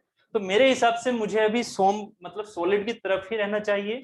बताइए जल्दी से, सॉलिड एंड फ्लूइड में डिफरेंस बताना है या नहीं। आपने एफएम में पढ़ लिया है तो फिर उस पर हम टाइम नहीं देते हैं, जल्दी से बताइए। और अगर आपने एफएम नहीं पढ़ी है तो आप ऑब्वियस एफएम पढ़ेंगे, तब आप फ्लूइड एंड सॉलिड में डिफरेंस वहां पर समझ लेंगे। मुझे आपको सॉलिड में कंसाइज वे में लेके चलना था। ओके अंशुल जी, कुछ और भी रिप्लाई कीजिए क्योंकि आपने शायद एफएम पढ़ा नहीं होगा अभी। अंशुल जी बताइएगा एफएम पढ़ा है क्या आपने। उम्मीद है सभी ने एफएम पढ़ा है, फिर वो कहेंगे कि हाँ हमें तो ये पता है पहले से, ठीक है। हाँ तभी तभी जल्दी से बताइए। Fluid can not resist shear stresses while solid can. देखो आ गया ना ऋषभ जी का, बिल्कुल कंटिन्यू डिफॉर्मेशन फ्लूइड पढ़ा हुआ है आपने, ऑब्वियस है आपको याद भी है सभी को, ठीक है। तो मैं आपसे यही रखूंगा कि इस चीज को अभी हम डिस्कशन एफएम पर छोड़ देते हैं, ठीक है। जिन्होंने एफएम पढ़ा हुआ है उनको, उनके लिए मुझे लगता है कि उन्हें जरूरत नहीं होगी अभी सॉलिड एंड फ्लूइड में डिफरेंस समझने की, क्योंकि उन्हें समझा हुआ होगा, ठीक है। चलिए तो हम अपने बेसिक कॉन्सेप्ट पर ही चलते हैं जो कि हमारे सॉलिड से रिलेटेड है, ठीक है। तो इंजीनियरिंग मैकेनिक्स हो गया, सोम हो गया। अब हम बेसिकली बात कर लेते हैं एम ऑफ सोम की। नेक्स्ट हेड में डालिएगा aim of SOM, aim of सोम।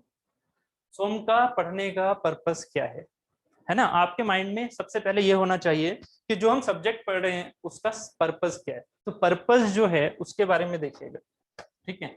मान लीजिए आपके पास एक कैंटिलीवर बीम है। ये कैंटिलीवर बीम आपको थोड़ा बहुत आइडिया होगा पहले से ही। कैंटिलीवर बीम क्या होती है, जिसमें एक जो हमारे पास पार्ट है, वो हमारे पास एक एंड है, वो हमारे पास फिक्स होता है, जबकि दूसरा एंड फ्री होता है। इसको हम कैंटिलीवर बीम बोलते हैं। बीम के बारे में पूरा एनालिसिस हम थर्ड चैप्टर में करेंगे, that is the SFD and BMD, ठीक है। तो वहां पर मैं आपको समझाऊंगा एक फिक्स सपोर्ट होता है तो फिक्स सपोर्ट में क्या क्या चीजें होती हैं, वो सारी चीजें आपको इंडिविजुअली आराम से समझाऊंगा। अभी क्या है, अगर एक आपके पास सेक्शन, ये आपके पास बीम है, ठीक है, उस बीम पर हम फोर्सेस लगाते हैं। वो फोर्सेस कहां से है, वही फोर्सेस जो हमारे रिक्वायरमेंट है। रिक्वायरमेंट इन द सेंस आपसे कहा जा रहा है कि यार यहाँ पर ब्रिज बनाना है, एग्जाम्पल के तौर पर कि यहाँ पर ब्रिज बनाना है या यहाँ पर बिल्डिंग बनानी है, ठीक है। अगर आपसे कहा जाए कि चलो ब्रिज बनाना है, उस ब्रिज पर सबसे पहले उस ब्रिज को आप कैसे बनाओगे, आपके माइंड में क्या होना चाहिए। सबसे पहला टर्म आपके माइंड में क्या होना चाहिए। या बिल्डिंग बनानी है, बिल्डिंग में सबसे पहला टर्म क्या होना चाहिए आपके माइंड में, कि हमें किस चीज को देखते हुए बिल्डिंग या ब्रिज या कुछ भी और चीज फॉर्म करनी है। सबसे पहले आपके माइंड में क्या चीज आनी चाहिए, सबसे पहले बताइए। सोइल, चलिए और कुछ। वेरी गुड मनीषा रावत, बहुत बढ़िया, ठीक है। अजीत सिंह, सॉइल तो ठीक है, सॉइल आएगी, बट अगर लोड ही मैं सिर्फ एक पर्सन का रखूं, है ना, बिल्डिंग बनानी है और बिल्डिंग कैसी बनानी है, वुड से बना दो, भाई बिल्डिंग आपने ये कैसे समझ लिया कि आप उसमें सारी चीजें जो है वो आरसीसी वगैरह का यूज करोगे या इस तरह की चीजों का यूज करोगे, स्टील आयरन वगैरह का यूज करोगे? मैं तो नहीं कह रहा। आप तो सिंपल एक प्लास्टिक का यूज करके बना सकते हो और उसके ऊपर कुछ नहीं रखना, उसके ऊपर सिर्फ मैं बैठूंगा वहां पे जाके। बात समझ रहे हो ना कि सबसे पहली चीज क्या है हमारी? लोड। उसके बाद ही सॉइल की कैरेक्टरिस्टिक्स के बारे में सोचेंगे कि यार वो सॉइल जो वहां पर है वो इसको इतने लोड को विदस्टैंड कर सकती है या नहीं। पहला क्वेश्चन क्या होता है? सबसे पहला क्वेश्चन होता है लोड, कि उस जगह पर लोड कितना है जिसके बेसिस पर मुझे वो बिल्डिंग डिजाइन करनी है, मुझे वो ब्रिज डिजाइन करना है, या मुझे वो मशीन कंपोनेंट डिजाइन करना है। ठीक है, मशीन कंपोनेंट भी किसके बेसिस पर डिफाइन किया जा रहा है? लोड के बेसिस पर। बात क्लियर है? ठीक है, उम्मीद है ये वाली चीज क्लियर हो रही होगी। तो एम ऑफ सोम में जब हम बात करते हैं तो सबसे पहले हमारे पास क्या होता है? डिफाइंड होता है हमें लोड। अगर हमें डिफाइन नहीं है ये क्या होता है आपको? डिफाइंड होता है। अगर यही हमें हमारे पास नहीं है तो हम किसी चीज की डिजाइन कर ही नहीं सकते हैं। पहली चीज क्लियर रखो। पैसे ज्यादा आ रहे हैं क्या? है ना, एक डिजाइन बना रहे हो, बस पैसे ज्यादा आ रहे हैं, क्यों बना रहे हो? पर्पस होना चाहिए ना। पर्पस क्या है हमारा? कि उस लोड को हमें विदहोल्ड करना है, उस लोड को विदस्टैंड करना है। अगर उस लोड को हम विदहोल्ड कर पा रहे हैं तो उसके बेसिस पर economic economic and safe design होगा। सबसे ज्यादा economic and safe design for that particular load, ये हमारा पर्पस होता है। पर्पस ऑफ सोम हमारा ये होता है कि उस पर्टिकुलर लोड के लिए सबसे सेफेस्ट और सबसे इकोनॉमिक डिजाइन को निकालना, ये आपका काम है। यही होता है इंजीनियर का काम। जब आप एज ए डिजाइन इंजीनियर अगर बनते हो आगे कभी लाइफ में, तो आप सबसे पहले यही चीजें देखोगे। बात समझ रहे हो? ठीक है, तो इकोनॉमिक एंड सेफ डिजाइन करने के लिए आपके पास क्या होना चाहिए? आपके पास क्या होना चाहिए? Mathematical tools. और वो मैथमेटिकल टूल्स कहां से आएंगे? वो मैथमेटिकल टूल्स कहां से आएंगे? जब आपने कॉन्सेप्ट्स पढ़े होंगे। और कॉन्सेप्ट्स हमें क्या प्रोवाइड करते हैं? फॉर्मूले। और उन फॉर्मूलेज में ही हम क्या रखेंगे? Design values.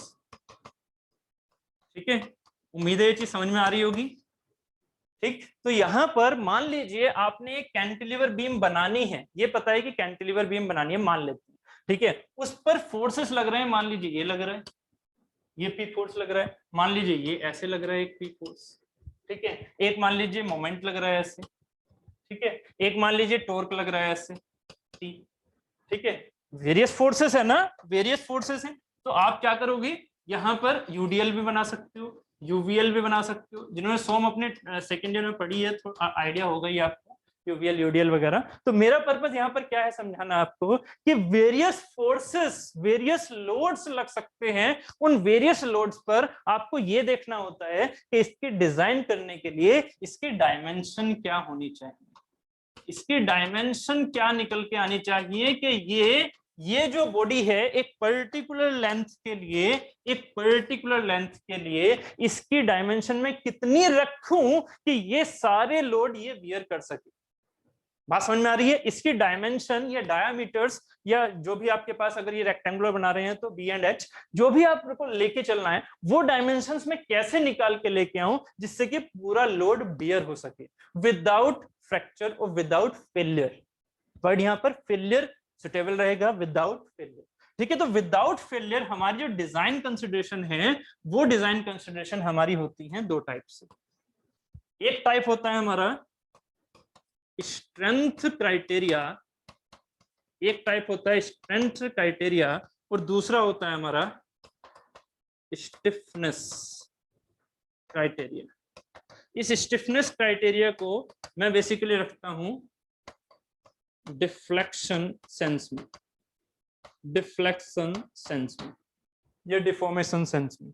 ठीक है, स्ट्रेंथ क्राइटेरिया रिलेट करता है हमारी स्ट्रेस से, और स्टिफनेस या डिफ्लेक्शन क्राइटेरिया रिलेट करता है स्ट्रेन से, स्ट्रेन या एप्सिलॉन या डिफॉर्मेशन। ठीक है, इन चीजों से। तो आपको जो सोम में पढ़ना है वो इन दोनों चीजों के बेसिस पर सोम को पढ़ना है। जैसे कि एग्जाम्पल के तौर पर स्ट्रेंथ क्राइटेरिया क्या, अब जैसे ये आपके पास एक बीम थी, आपने ये बीम बना दी, इस बीम पर आपने एक डायमेंशन बनाई, वो डायमेंशन कहां से निकल के आएगी, वो डायमेंशन इसके बेसिस पर निकल के आएगी कि ये जो मटेरियल आपने लिया है, इस बीम का जो मटेरियल आपने लिया है, उस बीम के मटेरियल की स्ट्रेंथ कितनी है। अब ये स्ट्रेंथ होती क्या है, एक छोटे से व्यू में आपको मैं बता रहा हूं स्ट्रेंथ क्या होती है, ठीक है, समझिएगा इस चीज को। स्ट्रेंथ होती है बेसिकली किसी भी मटेरियल के अंदर, किसी भी मटेरियल के अंदर उसकी वो मैक्सिमम कैपेसिटी, चाहे तो इस चीज को आप छोटे से पॉइंट को लिख सकते हैं, स्ट्रेंथ क्या है, maximum capacity of that material. अब ये मैक्सिमम कैपेसिटी किस चीज की, मैक्सिमम कैपेसिटी किस चीज की, तो सोम में हम मैक्सिमम कैपेसिटी देखते हैं स्ट्रेस की, कि स्ट्रेस उसमें, इंटरनल स्ट्रेस में कितना लग रहा है maximum, that is called the strength for the strength of material और फॉर द मैकेनिकल और सिविल और फॉर द इंजीनियरिंग पर्पस।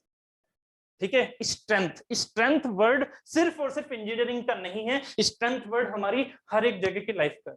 जैसे कि एग्जांपल के तौर पर मेरी स्ट्रेंथ क्या है, ठीक है, हम मान लीजिए, या एक एग्जांपल छोटा सा लेके चल रहा हूं मैं, कि एक मान लीजिए आपके पास स्कूटी है, ठीक है, और एक मान लीजिए आपके पास दूसरी स्कूटी है, दो स्कूटी है अलग अलग कंपनी की मान लीजिए, ठीक है, एक एक्टिवा मान लेते हैं, ठीक है, और एक मान लीजिए क्या मानोगे, प्लेजर मान लो, ठीक है, तो एक एक्टिवा हो गई, एक प्लेजर हो गई, ठीक है। अब क्या करना है आपको, एक्टिवा को 80 किलोमीटर पर आवर से भगाओ, ठीक है, प्लेजर भी 80 किलोमीटर पर आवर से भाग रही है, दोनों की वेलोसिटीज क्या है, दोनों की स्पीड्स क्या है, 80 kilometre per hour, 80 kilometre per hour, ठीक है। यहाँ पर स्ट्रेंथ को समझिएगा अच्छे से, ठीक है। मैं आपसे कहता हूं, मैं आपके पीछे बैठा हूं और मैं आपसे कहता हूं कि चलो भाई 80 किलोमीटर से थोड़ा सा और भगाओ इसे एक्टिवा को, आप कहते हैं कि सर ये 120 से ऊपर नहीं भाग सकती, तो आप 120 तक ले गए।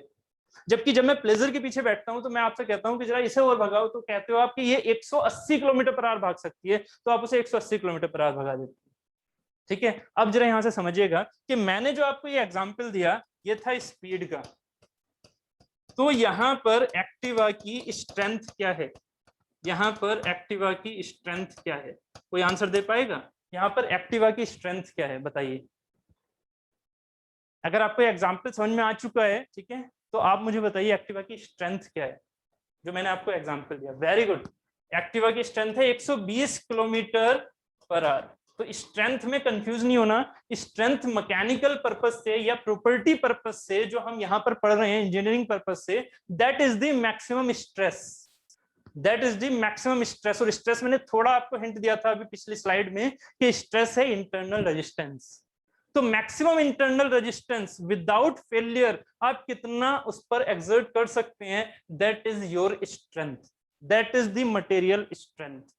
बात समझ में आ रही है। तो उसी स्ट्रेंथ के बेसिस पर मैंने आपसे बोला ना, स्ट्रेंथ ऑफ मटेरियल का बेसिकली नाम क्यों है और उसका एम क्या है, तो वहीं से आता है कि उस स्ट्रेंथ के बेसिस पर स्ट्रेस ऑफ मटेरियल क्यों नहीं रखा इसका नाम यार, स्ट्रेस ऑफ मटेरियल तो नहीं रखा ना, स्ट्रेंथ ऑफ मटेरियल। स्ट्रेंथ क्या है, पहले से ही अंडरलाइंड है कि मैक्सिमम स्ट्रेस, तो maximum stress of the material, ठीक है, वही हमें निकालना है इसका। तो maximum strength, stress of the material, it is the strength, और यही हमारी स्ट्रेंथ क्या है, sigma max, sigma max without failure. इस सिग्मा मैक्स के बेसिस पर, इस लोड के बेसिस पर इसकी डायमेंशन निकालनी होती है। तो इस सिग्मा मैक्स के बेसिस पर, इस लोड के बेसिस पर इसकी डायमेंशन कैसे निकलेंगी, अगर मान लीजिए आपके पास ये एग्जांपल लेके चलो मैं, कि एक बार है आपके पास और पी फोर्स लग रहा है इस पर, सिर्फ पी की वैल्यू है मान लीजिए 50 न्यूटन, पी की वैल्यू है 50 न्यूटन। तो इस 50 न्यूटन के बेसिस पर ये एक मटेरियल है, मान लीजिए आपने मटेरियल की स्ट्रेंथ फिक्स कर दी जो कि है सिग्मा मैक्स, मान लीजिए 250 न्यूटन पर मीटर स्क्वायर एग्जांपल के तौर पर, ये मेरा सिग्मा मैक्स है जो कि ये वाला मटेरियल झेल सकता है, ये मटेरियल सिग्मा मैक्स इतना झेल सकता है। तो यहां पर एक पी फोर्स है जो कि 50 न्यूटन, तो इसके डायमेंशन कहां से निकालोगे, डायमेंशन निकालोगे सिग्मा मैक्स या सिग्मा, इस चीज को मैं यहां से लिखता हूं पहले, ये एक दो टर्म होते हैं जो आपको अभी से समझना बहुत जरूरी है। सिग्मा इंड्यूस्ड, इंड्यूस्ड मतलब होता है उत्पन्न हुआ, मतलब जो प्रोड्यूस हो चुका है उसके अंदर, ठीक है। सिग्मा इंड्यूस का मतलब क्या है, जो कि उस एक्सटर्नल फोर्स की वजह से आ रहा है, और उस एक्सटर्नल फोर्स की वजह से जो सिग्मा आ रहा है उसकी वैल्यू क्या होती है, जो इस एक्सटर्नल फोर्स की वजह से इसके अंदर सिग्मा आ रहा है, इंटरनल रेजिस्टेंस प्रोड्यूस होएगा, उसकी वैल्यू क्या होती है, फोर्स अपॉन एरिया। ठीक है, तो ये फोर्स कितना है 50, एरिया तो हमें निकालना ही है ना, मान लीजिए सर्कुलर है पाई बाय 4 डी स्क्वायर, तो ये जो हमारे पास सिग्मा इंड्यूस है ये निकल के आता है इस फॉर्मूले से, सिग्मा इंड्यूस निकल के आता है इस फॉर्मूले से। इस फॉर्मूले में कहीं प्रॉपर्टी है क्या इस मटेरियल की, वर्डिंग पर ध्यान दो, इस फॉर्मूले में कहीं प्रॉपर्टी है इस मटेरियल की, नहीं ना, सीधा फोर्स है और इसका क्रॉस सेक्शन एरिया है। ठीक है, जबकि ये जो सिग्मा मैक्स मैंने लिखा था, ये सिग्मा मैक्स है, सिग्मा परमिसिबल, अभी के हिसाब से बोल रहा हूं, आगे मैं एफओएस के बारे में भी बताऊंगा आपको आगे, अभी सिर्फ और सिर्फ समझा रहा हूं। तो ये जो सिग्मा इंड्यूस है, always for the safe design, for the safe design sigma induce always should be greater than or less than equal to sigma permissible। बताइए सिग्मा मैक्सिमम क्या है, सिग्मा मैक्सिमम है मटेरियल की प्रॉपर्टी, मटेरियल की property, और ये property क्या है उसकी स्ट्रेंथ, ये प्रॉपर्टी क्या है उसकी स्ट्रेंथ, जिसे हम सिग्मा मैक्स बोल रहे हैं। जैसे अभी आपने एक्टिवा की स्ट्रेंथ क्या है, उसकी प्रॉपर्टी वो है 120, बात समझ में आ रही है। तो अब जल्दी से मुझे बताइए क्या होना चाहिए, less, very good, less than sigma permissible. ठीक है, ये हमारे लिए होना चाहिए, इक्वल टू सिर्फ और सिर्फ किसमें होगा, फेलियर कंडीशन में। ठीक है, तो ये चीज हमारी, ये सेफ डिजाइन, ये सेफ डिजाइन है, जैसे इक्वल हुआ तुरंत ही वो टूट गया या फेल हो गया बेसिकली। ठीक है, टूटना भी अपने माइंड में मत लेके चलना, फेल हो गया। ठीक है, sigma induce is less than sigma permissible. ठीक है, तो सोम का जो पर्पस है वो क्या है, सोम का पर्पस है ये डायमेंशन निकालना, सोम का पर्पस क्या है, ये एरिया ए निकालना, मतलब डायमेंशंस को डिजाइन करना, design of dimensions, design of dimensions. तो आपको सिग्मा परमिसिबल पता है, तो सिग्मा इंड्यूस कितना है, पी अपॉन ए। अब जब फेलियर, एट फेलियर, वो फेलियर पर क्या है हमारे पास, P upon A should be equal to sigma max. ठीक है, तो यहां से सिग्मा मैक्स की वैल्यू आपको पता है, मटेरियल की प्रॉपर्टी है 250 न्यूटन पर मीटर स्क्वायर, जैसे मैंने एग्जांपल के तौर पर लिया है। तो यहां से ए क्या करेंगे आप, फाइंड कर सकते हैं। ये जो ए है, देखो ध्यान से समझो, ये तो है मटेरियल की प्रॉपर्टी जो कि हो गई फिक्स। अगर मैं आपका लोड बढ़ाता हूं तो एरिया उस हिसाब से बढ़ाना पड़ेगा, अगर आपका लोड घट रहा है तो एरिया उस हिसाब से घटा सकते हो। तो जितना ज्यादा लोड उसी हिसाब से उसका एरिया लेके चलोगे, जितना कम लोड उसी हिसाब से उसका एरिया लेके चलोगे। तो जो सेफ डिजाइन दिया वो साथ में हमें इकोनॉमिक भी रखना है, साथ में हमें इकोनॉमिक भी रखना है। ठीक है, पता लगा आपने इसे सेफ बनाने के चक्कर में इकोनॉमिसिटी छोड़ दी कि हाँ भाई मुझे इकोनॉमिक नहीं बनाना है, सिर्फ सेफ बनाना है। तो इकोनॉमिक नहीं बनाना है तो आप तो कितना ही बड़ा एरिया ले लोगे, हर जगह सेफ ही सेफ। ठीक है, तो इसी तरह से आप इस चीज को याद रखें कि वो जो एरिया की वैल्यू या जो वो डायमेंशन, डायमीटर की वैल्यू निकल के आ रही है, वही पर्पस हमारा सोम का। बात क्लियर हो रही है, ये जो डायमेंशंस होती हैं इनको निकालना ही हमारा सोम का काम होता है। जल्दी से बताइए क्लियर हुआ या नहीं ये कॉन्सेप्ट जो मैंने अभी बताया, फिर इसको वर्डिंग बाय वर्डिंग लिख लेते हैं। समझ में आया, ठीक है, समझ में आया, क्लियर है या नहीं, यहां से हमने स्टार्ट किया, क्लियर हुआ या नहीं ये चीज, जल्दी से बताइए। क्लियर है, वेरी गुड। ठीक है, तो चलिए फिर इसकी थोड़ी सी वर्डिंग लिख लीजिएगा, एम ऑफ सोम में लिखेगा, एम ऑफ सोम में वर्डिंग लिखेगा, to study and derive, to study and derive equation of, to study and derive equation of, to study and derive equation of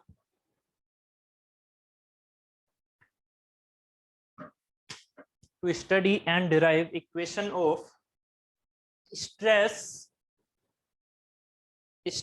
comma strain, stress comma strain comma deformation due to action of, to study and derive equation of stress comma strain comma deformation due to action of, due to action of various loads, due to action of various loads, bracket में लिखिएगा various loads के bracket में, axial हो सकते हैं load, axial, ठीक है, coma bending,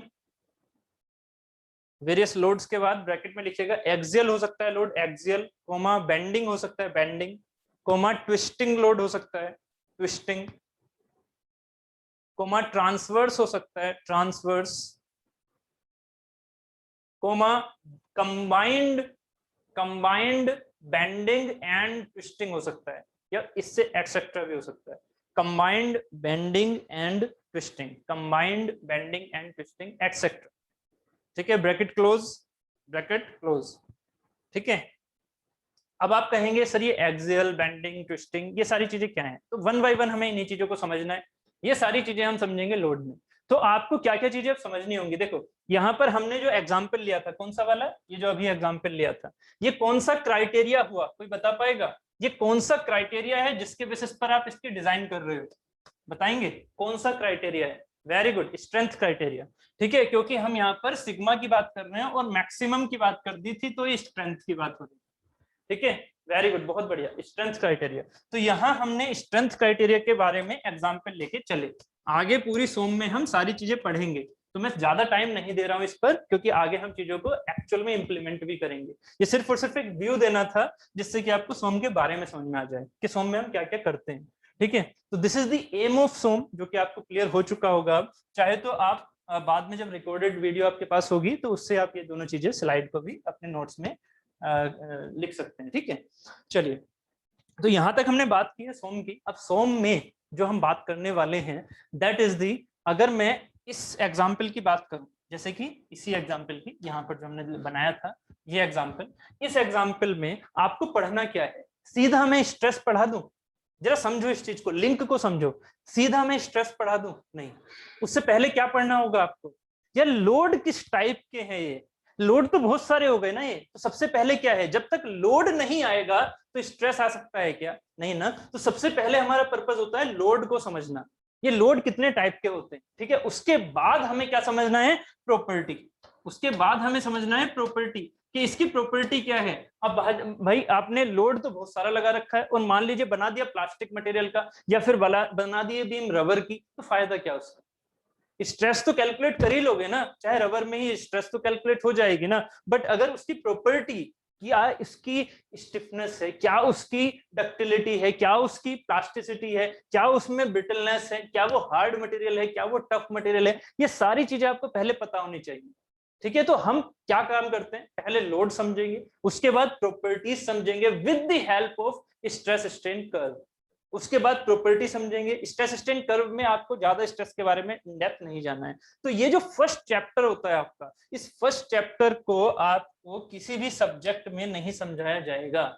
ये जो सब्जेक्ट है सोम, उसी में आपको ये सारी चीजें समझने को मिलती हैं। जबकि मैं आपको पहले से क्रिस्टल क्लियर कर दूं कि ये जो फर्स्ट चैप्टर चलता है, वो फर्स्ट चैप्टर हमारा सबसे ज्यादा हमारी जो आगे की लाइफ होने वाली है आपकी एज ए इंजीनियर, उसमें काम देगा सबसे ज्यादा। कि आपको लोड क्या होते हैं, किस तरह के होते हैं, वो कहीं और नहीं समझाया जाने वाला है, वो सिर्फ और सिर्फ यहाँ समझाया जाने वाला है। इसीलिए मैं इस पर टाइम इतना देता हूँ। इसीलिए पहले हम बात कर लेते हैं कंटेंट की, क्योंकि आपको कंटेंट के बारे में समझ में आना चाहिए कि हम किस किस तरह से इन चीजों को लेके चल रहे हैं। तो कंटेंट मेरा यहाँ पर लिखने का पर्पस यही होता है कि अभी तक आप सोम समझे नहीं थे और हम कंटेंट पर चले जाएं। तो अब आपने सोम समझ लिया है, तो सोम में हम क्या क्या पढ़ेंगे, अब उम्मीद है आपको समझ में आ चुका है। ठीक है, कि हम क्या क्या पढ़ते हैं, पर्पस क्या होता है। तो सबसे पहले हमारा क्या होता है कंटेंट में, इंट्रोडक्शन।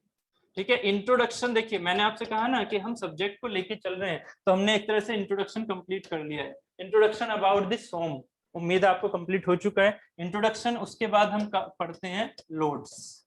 ठीक है, लोड्स, तो लोड्स के बारे में अब स्टार्ट करेंगे हम। ठीक है, उसके बाद हम बात करेंगे stress strain curve, stress strain curve.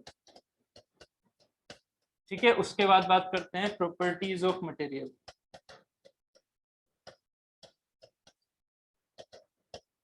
अगर मैं बात करूं सिविल स्टूडेंट की, तो प्रॉपर्टीज ऑफ मटेरियल आप फिर कहीं इतनी डेप्थ में नहीं पढ़ोगे जितना आप सोम में पढ़ रहे हो। ठीक है, तो जो क्वेश्चंस आते हैं स्ट्रेस स्ट्रेन कर्व से या लोड से या फिर प्रॉपर्टीज से, वो सारे के सारे मैं सोम में कवर करके चलता हूँ। ठीक है, नहीं तो फिर वो जो पार्ट होता है वो किसी भी सब्जेक्ट में आपको नहीं लेके चलते। ठीक है, introduction, load, stress strain curve. अब यहां से हमारा एक्चुअल सोम शुरू होता है चैप्टर 2 से, stress comma strain. Generally teachers आपको कहां से पढ़ाते हैं, जनरली टीचर्स आपको पढ़ाते हैं यहां से, स्ट्रेस स्ट्रेन यहाँ से शुरू करते हैं, जबकि मेरे हिसाब से इंपॉर्टेंट ये पर्पस बहुत ज्यादा है, बहुत ज्यादा, क्योंकि ये चीजें आपको किसी और सब्जेक्ट में नहीं पढ़ाई जाती हैं, इसी वजह से मैं इसे सॉम में रखता हूँ। ठीक है, stress, strain, then elastic constants, इनको मेरे साथ उतारते रहिएगा, elastic constants, then series and parallel connection, और साथ ही इसमें थर्मल स्ट्रेसेस। थर्मल स्ट्रेसेस भी हम यहीं पर डील कर लेते हैं चैप्टर 2 में। ठीक है, थर्ड है एसएफडी एंड बीएमडी, ठीक, shear force diagram and bending moment diagram. Fourth है pure bending and shear stresses in bending, this is the fourth chapter. Fifth है प्योर टोर्जन, ठीक है। सिक्स्थ है कंबाइंड या फिर principal stresses and Mohr's. Seventh है theory of failure, okay, theory of failure. यहां तक हो गया है, डन? बताइए।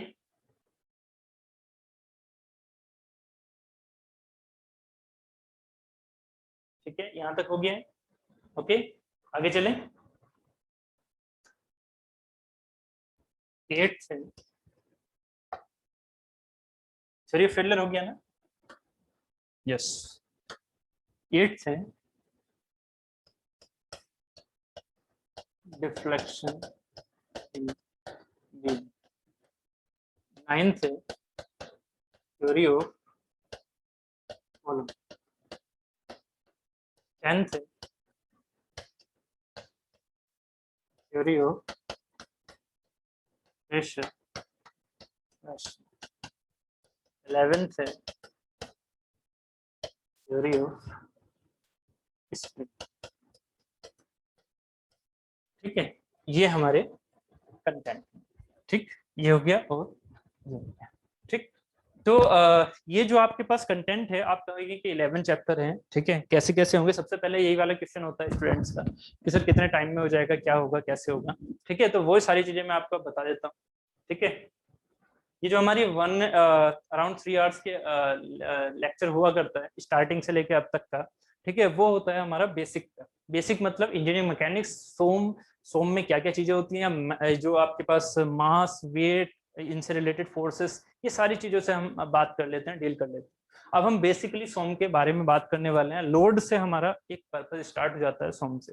ठीक है, तो यहाँ पर जितनी भी हमने यहाँ पर बातें की हैं अभी, आपको समझ में आ चुका होगा कि इंट्रोडक्शन ही हमारा इस तरह से रहा है, जो कि प्रैक्टिकल पर्पस को देखते हुए रहा है। ठीक है, तो आगे भी हम प्रैक्टिकल पर्पस को लेते हुए चलेंगे। तो जो स्टार्टिंग के हमारे 3 चैप्टर हैं, वो हमारे बेस चैप्टर्स हैं।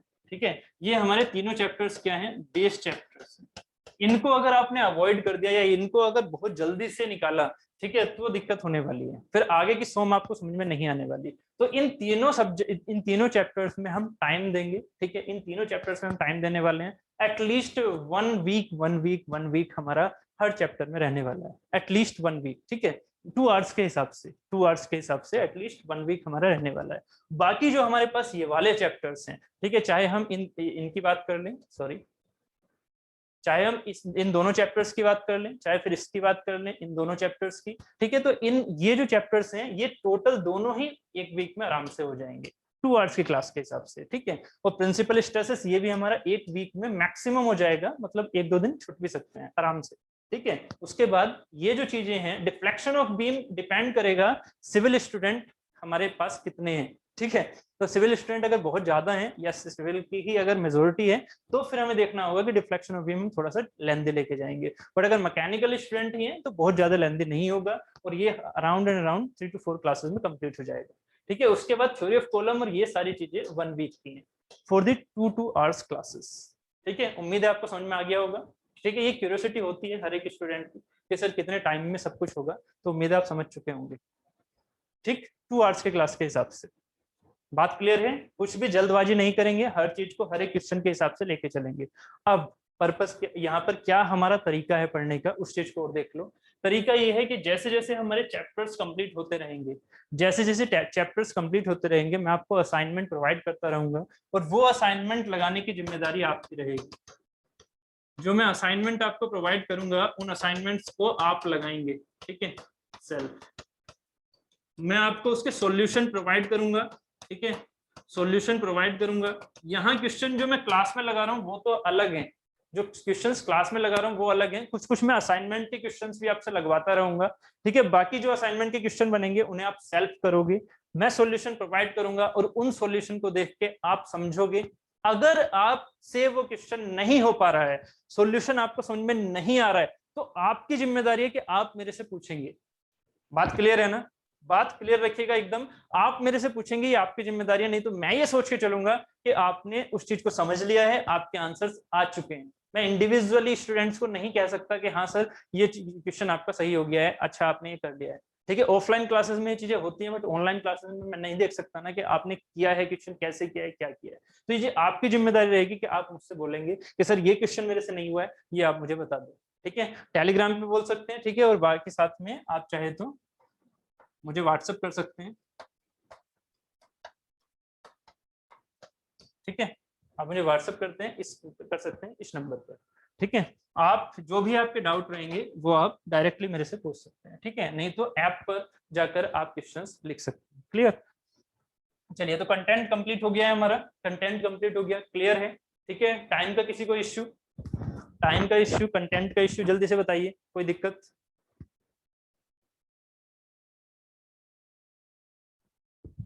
ठीक है, कोई दिक्कत नहीं है, कोई दिक्कत नहीं है, जल्दी से बताओ, आगे चलें फिर। अरे वाह भाई वाह, नो इश्यू। हाँ चलो चलते हैं भाई। तो यहां से अब शुरू करते हैं हम अपना सोम का कॉन्सेप्चुअल सब्जेक्ट, जो यहाँ से स्टार्ट हो रहा है, लोड्स। बेसिकली लोड्स है क्या, ठीक है। तो सबसे पहले लोड की डेफिनेशन लिखो, सबसे पहले लोड की डेफिनेशन लिखो, उसके बाद इस चीज को समझते हैं। लोड की डेफिनेशन लिखिएगा, it is defined as, load is defined as, load is defined as an external force, load is defined as an external force slash में couple, an external force slash में couple, as an external force slash couple to which a component, to which a component is subjected, to which a component is subjected during its functionality, to which a component is subjected during its functionality, during its functionality। Clear है? ठीक, during its functionality. तो load basically क्या है, अब इस चीज को हम यहाँ पर देख लेते हैं।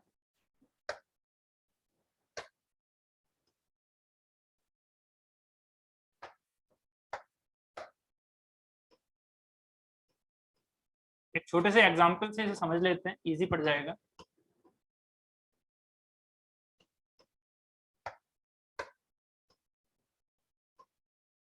ठीक है, ये एक हमारे पास पुली, सॉफ्ट पुली अरेंजमेंट है, ठीक है, ये हमारे पास सॉफ्ट पुली अरेंजमेंट है, ठीक है। ऐसा कुछ नहीं है कि हाँ भाई मैकेनिकल वालों का ही एग्जांपल है यार, उम्मीद है इतने एग्जांपल्स आपको आते हैं, ठीक है। मैं कहीं सिविल के एग्जांपल्स लेके चलूंगा तो कहीं मैकेनिकल के, ठीक है। तो यहाँ पर ये हमारे पास एक सॉफ्ट पुली अरेंजमेंट है, ठीक है। यहाँ पर आपने बियरिंग्स तो देखी है ना, बियरिंग्स देखी है ना, तो इन्हें आप बियरिंग्स ही मान लो, ठीक है। साइकिल तो यार सभी ने चलाई है ना, ठीक है, तो बियरिंग्स आपको पता ही है, ठीक है। तो ये बियरिंग्स मान लो, इसके बीच में एक शाफ्ट घूम रही है, ठीक है, या घूम रही है या फिर लगी हुई है सिर्फ अभी, ठीक है। उसके बीच में यहाँ पर पुली लगी है, पुली तो 3D में दिख रही है, समझ में भी आ रहा होगा, ठीक है। तो ये जो बियरिंग है ये कहीं ना कहीं एक सपोर्ट पर अटैच होती है, ठीक है। तो ये चीज हमारी इसी बियरिंग के सपोर्ट को ही हम जनरली सिंपली सपोर्टेड भी मान लेते हैं, ठीक है। तो मैं आपको एसएफडी बीएमडी में सारे कॉन्सेप्ट समझाऊंगा कि ये वाली जो चीजें होती हैं ये एक्चुअल में कैसे बनती हैं, ठीक है, वो सारी चीजें आगे लेके चलेंगे। अभी फिलहाल एक बियरिंग है, बियरिंग के अंदर शाफ्ट लगी हुई है और शाफ्ट के ऊपर यहाँ पर पुली लगी हुई है। इस कॉन्सेप्ट को अगर मैं यहाँ पर दिखाऊं एक लाइन डायग्राम में तो कैसा दिखता है, इस कॉन्सेप्ट को एक लाइन डायग्राम में दिखाऊं तो ये ऐसा दिखता है। ये देखिएगा, ये देखिएगा,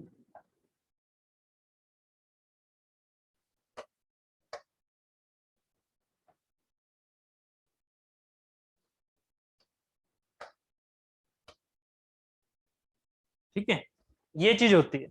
क्या है, ये शाफ्ट है जो ये ब्लू कलर में मैंने दिखा रखा है आपको, this is the shaft, this is the shaft, ठीक है, ये मेरा लाइन डायग्राम हो गया। ठीक है, ये क्या है, ये बियरिंग्स की रिएक्शंस है, ये क्या है हमारी रिएक्शंस, जैसे हम आर ए बोल रहे हैं और आर बी बोल रहे हैं, आपको ये तो याद ही है ना। ठीक है, कि अगर मैं यहाँ पर किसका फ्री बॉडी डायग्राम है ये बताइए जरा, एफबीडी किसका है, कल आपने हाँ बोला था इसीलिए मैं आपको इसका बेसिक नहीं समझा रहा हूँ। एफबीडी किसका है, ये एफबीडी किसका है, जल्दी से आंसर दो, ये एफबीडी किसका है, that is for the bearing, pulley और शाफ्ट। ये एफबीडी किसका है, बियरिंग का है, पुली का है या शाफ्ट का है, very good, that is the FBD for the shaft. ठीक है, तो शाफ्ट पर हमने जितने भी शाफ्ट के ऊपर एक्सटर्नल फोर्स लग रहे थे वो हम स्टडी करते हैं, एफबीडी में जितने भी एक्सटर्नल फोर्सेस लग रहे थे वो हम स्टडी करते हैं। साथ ही हम एक चीज और स्टडी करते थे, याद करो, जब हम किसी चीज का एफबीडी बनाते थे, एक तो उस पर ये सारी चीजें हम लगा रहे होते थे, साथ ही उसका हम वेट भी दिखाते थे, साथ ही उसका वेट भी दिखाते थे उस पर्टिकुलर बॉडी का। यहाँ सोम में क्या करना है, सोम में क्या करना है, याद रखिएगा, सोम में हमें जो अजम्पशन है, जैसे कि मैंने एक पॉइंट आपसे बोला था कि स्टैटिक, एक पॉइंट हमारा क्या था, एक पॉइंट था हमारा स्टैटिक, एक पॉइंट था स्टैटिक इक्विलिब्रियम मान के चलना है। मैंने आपसे कहा ना कि जो सोम में मैं चीजें आपसे बोलता रहूंगा कि ये चीजें माइंड में रखनी है, हमेशा रखते रहिएगा।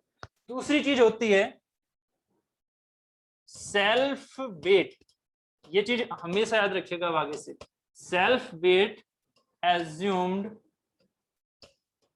assumed to be neglected। ठीक है, सेल्फ वेट हमें क्या मान के चलना है, 0। ठीक है, ये दूसरा अजम्पशन है, ये दूसरा अजम्पशन है, हमेशा याद रखिएगा। बाकी जैसे जैसे अजम्पशन हम आगे बढ़ते जाएंगे वैसे वैसे इन चीजों को यहाँ पर ऐड करते रहिएगा। तो पहला हो गया स्टैटिक इक्विलिब्रियम, दूसरा हो गया self weight assumed to be neglected। ठीक है, मतलब सेल्फ वेट हम 0 मानते हैं। तो शाफ्ट भले से ही स्टील की बनी हुई है, काफी मोटी बनी हुई है, बट उसका जिस टाइम पर एनालिसिस हो रहा है उस टाइम पर उसका वेट हम नेग्लेक्ट मान के चलते हैं। ठीक है, उसका हम नेग्लेक्ट मान के चलते हैं वेट। वेरी गुड, आंसर सही है। ठीक है, अब एक बात बताइएगा कि यहाँ पर किसी के माइंड में ये नहीं आया कि सर हमने सेल्फ वेट नेग्लेक्ट क्यों मान लिया, जबकि वो तो हमारे पास इतना मोटा शाफ्ट है या इतना बड़ा शाफ्ट है, तो उसका हमारे पास नेग्लेक्ट हमने वेट क्यों माना। आंसर बताइए मुझे जल्दी से। अगर आपको समझ में आ गया था अपने आप से, आपने क्वेश्चन में नहीं पूछा मेरे से कि सेल्फ वेट क्यों हमने नेग्लेक्ट माना, तो आप बताइए मुझे, क्या आपको समझ में आया है कि सेल्फ वेट हमने क्यों नेग्लेक्ट मान लिया और पूरे सोम में सेल्फ वेट नेग्लेक्ट मानेंगे, ऐसा क्यों? जल्दी से आंसर दो, ऐसा क्यों, हमने सेल्फ वेट को नेग्लेक्ट क्यों माना? आंसर मैंने आपको दे दिया है, अगर आप उस चीज से इसे लिंक कर सको तो। नहीं हो पा रहा, बता दिया जाए फिर। ठीक है, इक्विलिब्रियम में है इसलिए ऋषभ जी, इक्विलिब्रियम में है तो सेल्फ वेट से उसका क्या रिलेशन, सेल्फ वेट तो इक्विलिब्रियम के हिसाब से भी हो सकता है। बात सोचो जरा, ये W है, ठीक है, ये W है, ये P फोर्स है, ऐसे लग रहा है, मान लीजिए इधर से P फोर्स लग रहा है, तो इक्विलिब्रियम में तो इस W के साथ भी आ सकता है ना, इक्विलिब्रियम तो इस W के साथ भी आ सकता है। सेल्फ वेट से डिफॉर्मेशन हो जाएगा, डिफॉर्मेशन हो जाएगा, रियल में होता है, रियल में होता है डिफॉर्मेशन। ठीक है, सेल्फ वेट की वजह से, बट उस डिफॉर्मेशन को हम नेग्लेक्ट करते हुए चलते हैं, इसीलिए सेल्फ वेट हम 0 लेके चलते हैं। ठीक है, वेरी गुड दीपक जी, आपने रियल में डिफॉर्मेशन होगा, बात ठीक है, बट यहाँ हम सेल्फ वेट को नेग्लेक्ट इसलिए कर रहे हैं, तेरा पर्पस समझिएगा। आपने वो आंसर अभी समझ लिया है। एम ऑफ सोम में आपने क्या देखा था, स्ट्रेंथ क्राइटेरिया। स्ट्रेंथ क्राइटेरिया में क्या समझा था, एक छोटे से एग्जाम्पल से लेके चल रहा हूँ, फिर से वही पुराना एग्जाम्पल, P फोर्स लग रहा है, इसका क्रॉस सेक्शन एरिया आपको निकालना था, है ना, मतलब डायामीटर। तो डायामीटर आपने कहां से निकाला, मटेरियल की प्रॉपर्टी क्या थी, मटेरियल की प्रॉपर्टी थी सिग्मा मैक्स। सिग्मा मैक्स आपको पता था 250 है ना, एग्जाम्पल के तौर पर, है ना। तो स्ट्रेंथ क्राइटेरिया में क्या था, 250 equal to force upon area. Force आपको गिवन होता है हमेशा। अगर फोर्स पहले से ही नहीं पता, यानी कि लोड पहले से नहीं पता, तो उसका एनालिसिस करना बेकार है। तो लोड तो हमेशा गिवन होगा। तो लोड अगर हमारे पास कितना है, मान लीजिए 50 न्यूटन, ठीक है, तो अपॉन एरिया, तो π/4 d स्क्वायर इक्वल टू 50/250। तो इसका कोई एक वैल्यू निकल के आ जाएगी, इसको हमने x मान लिया, ये वैल्यू निकल के आई x, ठीक है।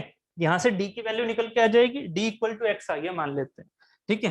तो ये जो हमारे पास वैल्यू निकल के आई है, या ऐसे मान लो 20 mm आ गया एग्जाम्पल के तौर पर, इसको सोल्व करने के बाद, ठीक है। बट अगर मैं इस बॉडी का सेल्फ वेट लेता, तो पर्टिकुलर लेंथ की बात हुई थी, याद करो मैंने आपसे एग्जाम्पल भी समझाया था।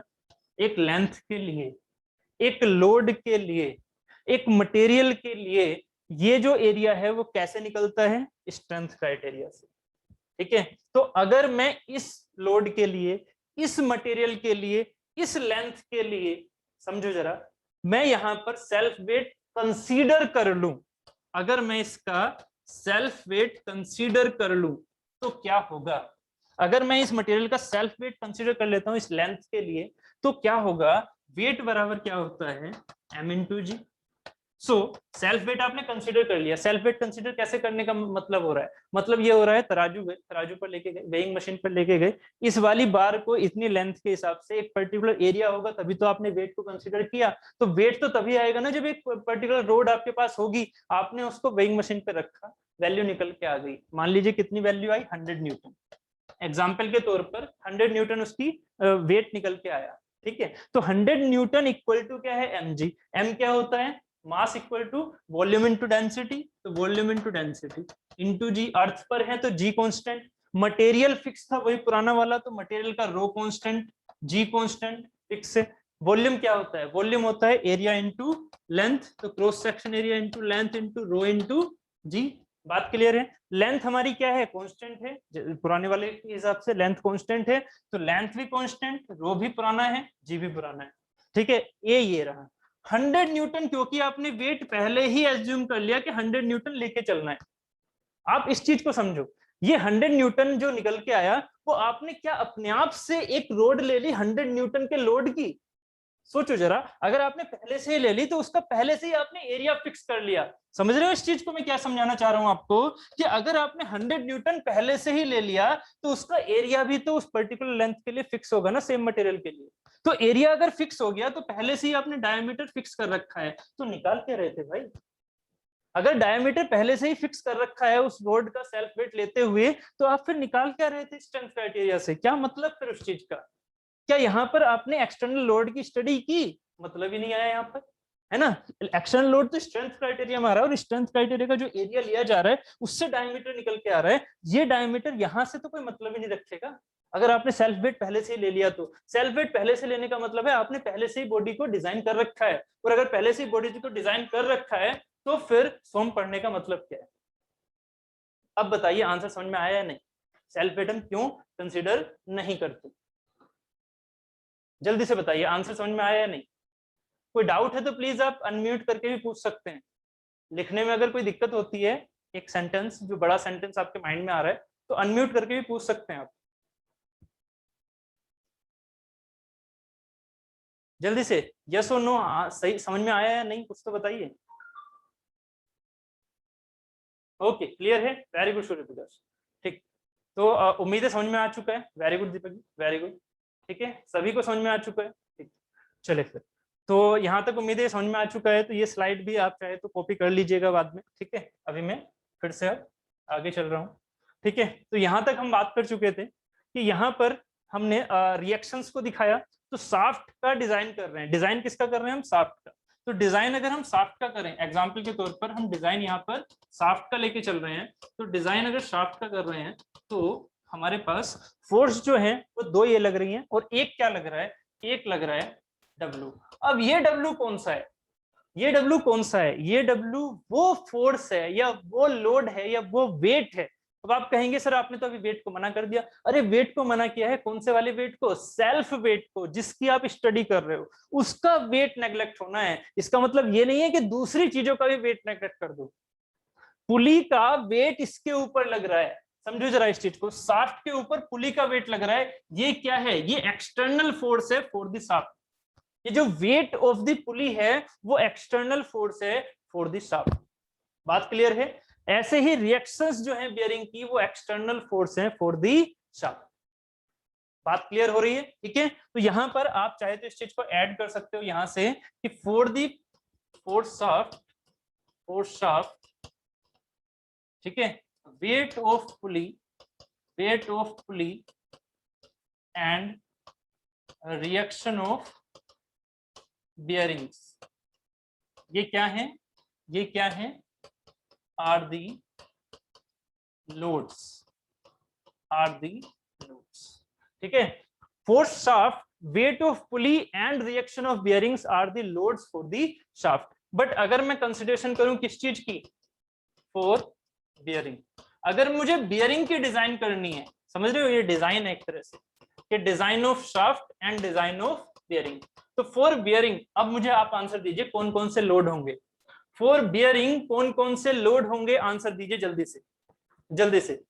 इस वाले फिगर में जो हमने फिगर बनाया हुआ था उस फिगर में कौन कौन से लोड होंगे for the design of bearing. मान लीजिए दोनों बियरिंग की ही डिजाइन कर रहे हो तो कौन कौन से लोड काम कर रहे होंगे, जल्दी से बताओ,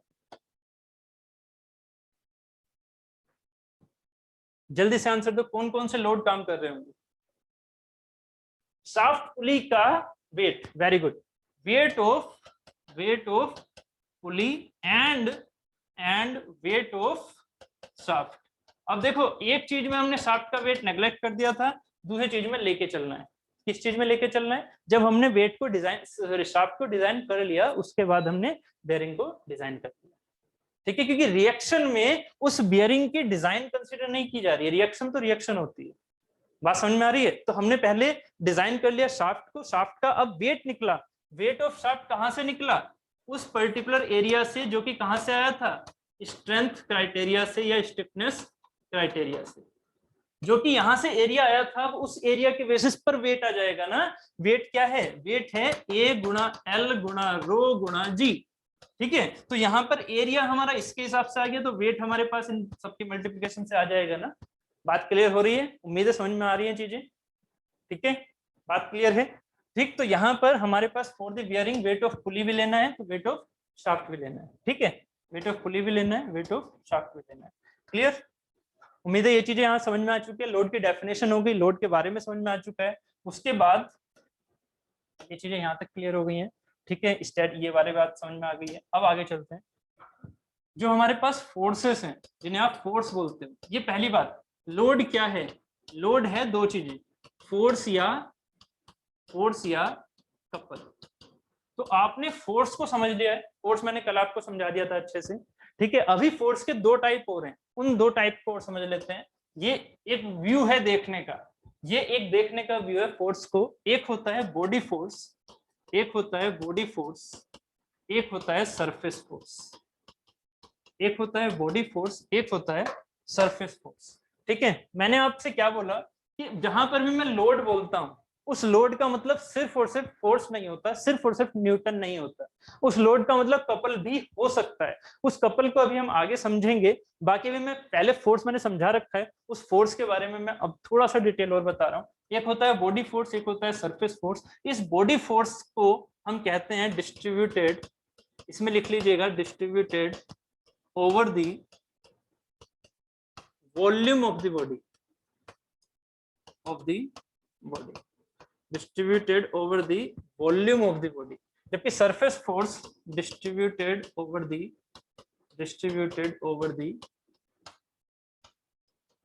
area or surface of the body, ठीक है, this is the surface force। अब बॉडी फोर्स बेसिकली क्या है? जो वॉल्यूम को कंसीडर करेगा, जो वॉल्यूम को कंसीडर करेगा वो फोर्स हमारा बॉडी फोर्स कहलाएगा। तो वॉल्यूम किसके अंडर में आता है, मतलब जब हम वॉल्यूम की बात कर रहे होते हैं तो वॉल्यूम किसके अंडर में आता है, जैसे कि हमारे पास ये एक पार्ट है, तो इस पार्ट का अगर मैं सेल्फ वेट कंसीडर करूं, वो वेट क्या होता है, वो वेट होता है वॉल्यूम गुणा रो गुणा जी, ठीक है, वॉल्यूम इनटू रो इनटू जी, मतलब मटेरियल पहले से कुछ है ये, ठीक है, ये मटेरियल पहले से ही कुछ हमारे पास है, तो इस मटेरियल के बेसिस पर इसका कुछ रो होगा, डेंसिटी होगी, ग्रेविटी लगी रही है, और वॉल्यूम इसका अगर कुछ है तो उस वॉल्यूम के बेसिस पर हमारे पास क्या निकल के आता है, वेट, ठीक है। तो जो हमारे पास बॉडी फोर्स होता है वो हमारे पास होता है उसका सेल्फ वेट, जो बॉडी फोर्स होता है वो बेसिकली हमारा क्या कहलाता है, सेल्फ वेट, ठीक है। तो ये जो वेट है वो ऐसा नहीं है कि इसकी कंसिडरेशन जब हम इसकी डिजाइन कर रहे हैं तब यूज करेंगे ना, जब हम किसी दूसरी चीज की डिजाइन कर रहे हैं जिस पर ये काम कर रहा है उसमें हम इस सेल्फ वेट का यूज करेंगे, जैसे कि अभी हमने किया था, इसमें किया था इस पुली का वेट, इस पुली के वेट को हमने क्या किया, इस पुली के वेट को हमने यहां पर जो कंसिडर किया है, ये पुली का क्या है, सेल्फ वेट, ये पुली का सेल्फ वेट है या बॉडी फोर्स, किसका, of pulley, body force of pulley. उम्मीद है ये चीज क्लियर हो रही है, सेल्फ वेट या बॉडी फोर्स ऑफ पुली है ये डब्ल्यू, ठीक है। बट अब बात चलती है दूसरी वाली इन द सेंस ये वाला part, surface force, body force समझ में आ गया, सरफेस फोर्स को देखिएगा एक सेकंड, हाँ सरफेस फोर्स को देखिएगा, सरफेस फोर्स जो है distributed over the area of the surface of the body, इसका मतलब अगर आपके पास ये एक पर्टिकुलर बॉडी है और इस बॉडी पर एक फोर्स ये लगा दिया मैंने एक्सटर्नल, ये एक्सटर्नल फोर्स लगा दिया, किसने लगाया, मैं, ये बॉडी है मेरे पास और मैं नीचे से इसे खींच रहा हूं, तो ये मेरी तरफ से लगाया गया फोर्स है, वॉल्यूम पर डिपेंड कर रहा है क्या, नहीं, किसी इसके वेट पर डिपेंड कर रहा है, नहीं, तो सिर्फ और सिर्फ मेरे पर डिपेंड कर रहा है जो मैं लगा रहा हूं, तो इसका मतलब क्या होगा कि ये जो पी फोर्स है this is called the surface force, ये जो एक्सटर्नल फोर्स है, यहां बॉडी फोर्स काम नहीं कर रहा है, सरफेस फोर्स काम कर रहा है। अब एक बात बताइएगा मुझे, इसी फिगर में जो मैंने अभी ये यूज किया था, एक सेकेंड, ये वाला, इस फिगर में बताइएगा मुझे कि जो ये W यहाँ बॉडी फोर्स था फॉर दी पुली, शाफ्ट के लिए उस W का क्या नाम हो जाएगा, शाफ्ट के लिए इस W का क्या नाम हो जाएगा, शाफ्ट के रेस्पेक्ट में, शाफ्ट के रेस्पेक्ट में यही W क्या कहलाएगा, दिस इज सरफेस फोर्स और body force, this surface force और body force, very good, surface force, क्योंकि अब ये W क्या है, ये शाफ्ट के लिए अगर कंसीडर किया जा रहा है तो ये क्या है, एक तरह से सरफेस फोर्स की तरह काम कर रहा है, जबकि एक्चुअल में क्या था, ये बॉडी फोर्स था फॉर दैट पर्टिकुलर पुली। बात क्लियर है, ठीक है। तो ये हमारे पास सेंस होता है body force and surface force के रेस्पेक्ट में। उम्मीद है समझ में आ गए हैं दोनों चीजें। फोर्सेस हमारे दो टाइप से डिवाइड होते हैं, एक होता है बॉडी फोर्स, एक होता है सरफेस फोर्स। क्लियर है यहाँ तक? कोई डाउट होगा तो पूछ लीजिएगा। अब चलते हैं हम आगे। बात क्लियर हो गई यहाँ तक? ठीक है। अब हम चलते हैं टाइप ऑफ लोड की तरफ। ठीक है, अब हम चलते हैं टाइप ऑफ लोड की तरफ। अभी मैंने आपको कपल नहीं समझाया, कपल भी समझा दूंगा। टाइप ऑफ लोड, पहले इसकी क्लासिफिकेशन देख लेते हैं। टाइप ऑफ लोड, ये classification of load with respect to, type of load with respect to, सबसे पहले हम डिस्कस करेंगे डायरेक्शन के बेसिस पर, विद रेस्पेक्ट टू डायरेक्शन। मेरे साथ ही लिखते रहिएगा, with respect to time and with respect to distribution, with respect to distribution, with respect to distribution, with respect to direction। चलिए इसको हम यहीं पर लिख लेते हैं। ठीक है, with respect to direction एक होता है हमारे पास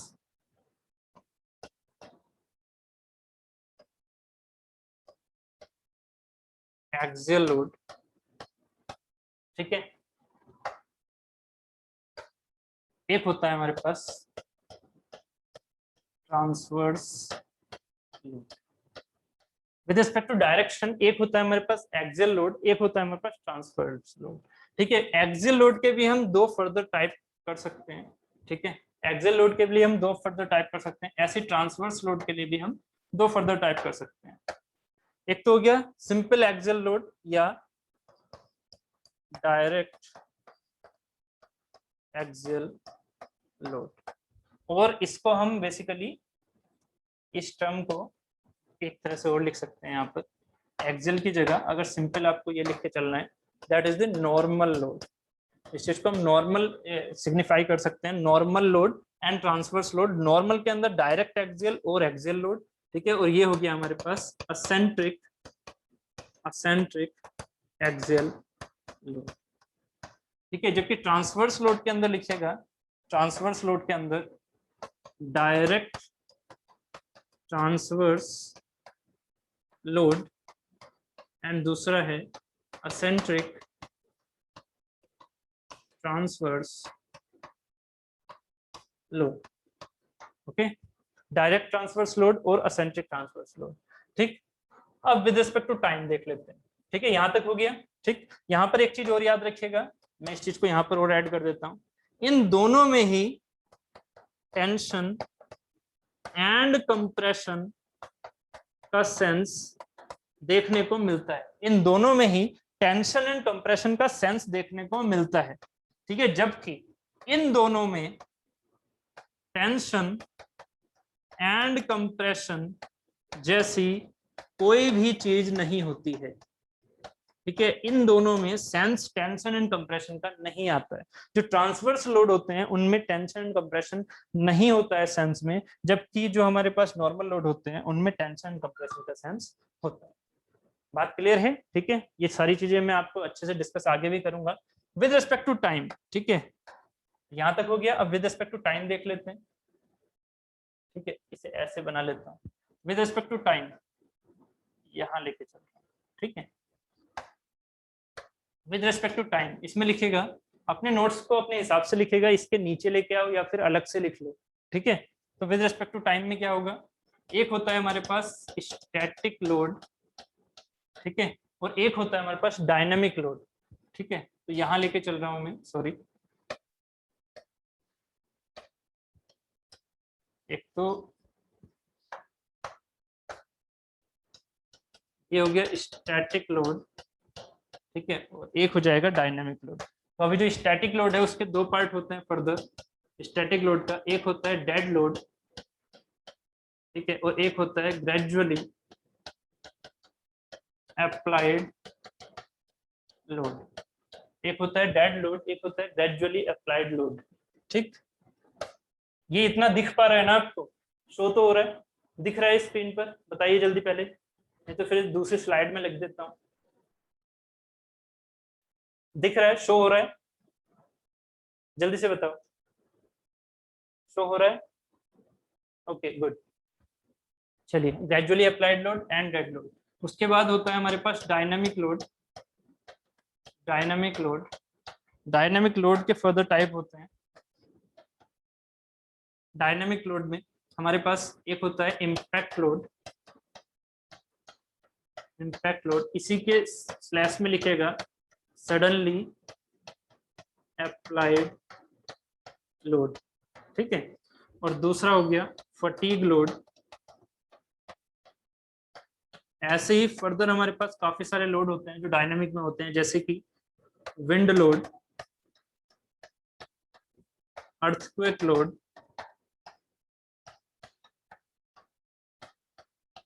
ठीक है।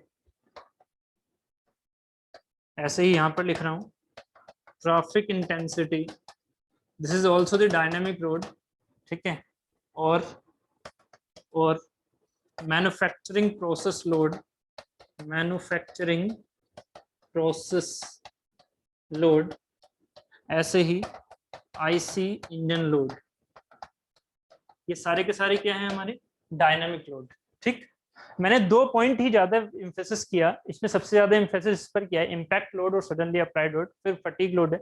बाकी ये सारे लोड जो हैं वो आपके वेरियस सब्जेक्ट्स के लोड हैं, जैसे कि wind load, earthquake load, traffic intensity, manufacturing process, IC engine load. तो हम जो पढ़ेंगे वो चीज याद रखिएगा, हम विद रिस्पेक्ट टू टाइम में स्टैटिक लोड दोनों पढ़ेंगे, साथ ही डायनेमिक लोड में सिर्फ यहाँ तक पढ़ेंगे, ठीक है। डायनेमिक लोड में यहाँ तक। एक्चुअली फटीग लोड भी सिविल का ज्यादा पार्ट नहीं है, बहुत ही रेयर क्वेश्चन आते हैं इससे, बट इससे क्वेश्चन आते हैं चाहे सिविल की बात करें चाहे मैकेनिकल की बात करें, ठीक है। मैकेनिकल के लिए फटीग लोड होता है किसमें, मशीन डिजाइन में, ठीक है। तो ये सारी चीजें हम डिस्कस करने वाले हैं आगे विद रिस्पेक्ट टू टाइम में। अब विद रिस्पेक्ट टू डिस्ट्रीब्यूशन का बना देता हूँ, यहाँ तक हो गया क्लियर, यहाँ तक हो गया है, ठीक है। नेक्स्ट स्लाइड में ही बना दूं क्या, फिर नेक्स्ट स्लाइड में बना देता हूँ, ठीक है, फिर ज्यादा ही छोटा हो जाएगा वो। तो नेक्स्ट स्लाइड में बना देता हूँ यहाँ पर with respect to distribution. Distribution, ये जितनी भी मैं आपको टेबल बना रहा हूँ ना, उम्मीद है आपने अपने नोट्स में सही से बना रहे होंगे आप। तो जो ये टेबल है, ये डिजाइन पर्सपेक्टिव से मैं बता रहा हूँ, इस पर नोट कीजिएगा। डिजाइन पर्सपेक्टिव से जितने भी आपके सब्जेक्ट हैं, सारे सब्जेक्ट के सारे लोड्स यहाँ पर लिखे हुए हैं, है ना। इससे बाहर कोई सा भी लोड नहीं लगता है, ठीक है। तो विद रिस्पेक्ट टू डिस्ट्रीब्यूशन कौन कौन से लोड हो जाते हैं विद रिस्पेक्ट टू डिस्ट्रीब्यूशन? एक होता है पॉइंट लोड, या इसका दूसरा नाम हो जाता है कंसंट्रेटेड लोड, ठीक है। और दूसरा हो जाता है हमारा डिस्ट्रीब्यूटेड लोड, इसे हम बोल देते हैं डिस्ट्रीब्यूटेड लोड, ठीक है। अब इसी में हमारे पास फर्दर टाइप होते हैं। एक होता है पॉइंट फोर्स और दूसरा होता है पॉइंट मोमेंट, ठीक है। डिस्ट्रीब्यूटेड लोड के अंदर लिखिएगा, डिस्ट्रीब्यूटेड लोड में इस तरह से लिखिएगा इसे,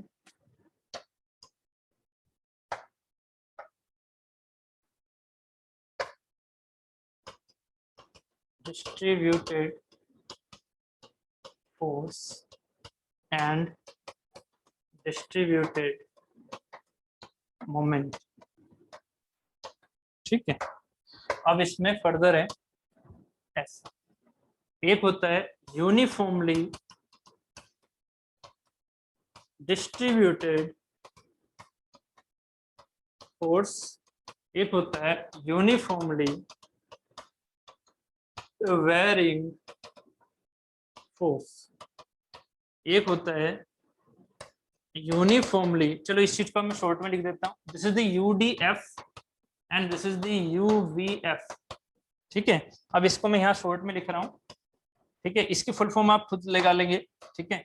यहाँ पर ये हो जाएगा यूडीएम एंड एक हो जाएगा यूवीएम, ठीक है। Uniformly distributed moment and uniformly varying moment, ठीक है। ये था यूनिफॉर्मली डिस्ट्रीब्यूटेड फोर्स और ये था यूनिफॉर्मली वेरिंग फोर्स, ठीक है। अब आपने जनरली ये नाम सुना होगा, क्या नाम? यूडीएल एंड यूवीएल, ठीक है। तो ये जो हमारे पास यूडीएल है, आप इसको इस टाइप से भी डिफ्रेंशिएट कर सकते हैं। किस टाइप से? ये अलग से लिख रहा हूं, इस चीज को ऐसे भी कर सकते हैं, यूडीएल एंड यूवीएल। तो इसके दो टाइप हो जाएंगे, कौन कौन से? ये जो यूनिफॉर्म डिस्ट्रीब्यूटेड लोड है उसमें आ रहे हैं, डिस्ट्रीब्यूटेड वाले में ये वाले दोनों, ये वाले। तो ये यहाँ पर लिखो UDF and UV, sorry, UDF and UDM, ठीक है। यूनिफॉर्मली वेरिंग लोड में कौन सा हो गया कि लोड हमारे दो टाइप के हैं, या फोर्स या मोमेंट। तो इसमें क्या हो जाएगा? इसमें हो जाएगा यूवीएफ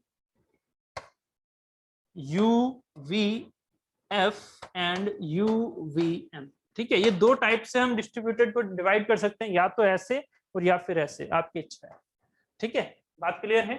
तो ये हुआ आपके पास एक फ्लो चार्ट बन के आ चुका होगा, आ चुका है फ्लो चार्ट एकदम अच्छे से, ठीक है, जिसमें हमारे with respect to time, with respect to direction and with respect to distribution load आ चुके हैं।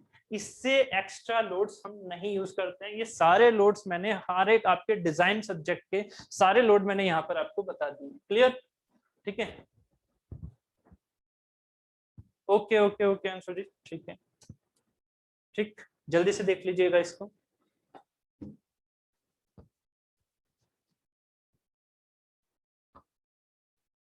ठीक है, यहाँ तक उम्मीद है आपको समझ में आ चुका होगा। अब हम यहाँ पर टाइप ऑफ लोड की बात करने वाले हैं, जिसमें से फर्स्ट आपके पास है with respect to direction, second बात है with respect to time and third है विद रिस्पेक्ट टू डिस्ट्रीब्यूशन। तो अब सबसे पहले हम विद रिस्पेक्ट टू डायरेक्शन के बारे में बात करेंगे। ओके, चलो तो एक काम कर लेते हैं, या तो फिर विद रिस्पेक्ट टू डायरेक्शन में कल से स्टार्ट कर लेते हैं, ठीक है। वही 2 आवर्स के हिसाब से हम रख लेते हैं फिर क्लास को, ठीक है, क्योंकि आपकी और भी क्लासेस चल रही हैं, टॉम, बीएम, जियोटेक वगैरह, ठीक है, इधर एफएम वगैरह। ठीक, तो आज के लिए फिर इतना ही रखते हैं। बताइए सभी, कोई डाउट किसी भी तरह का? कोई डाउट किसी भी तरह का? स्पीड स्लो है, फास्ट है, इस तरह का कुछ?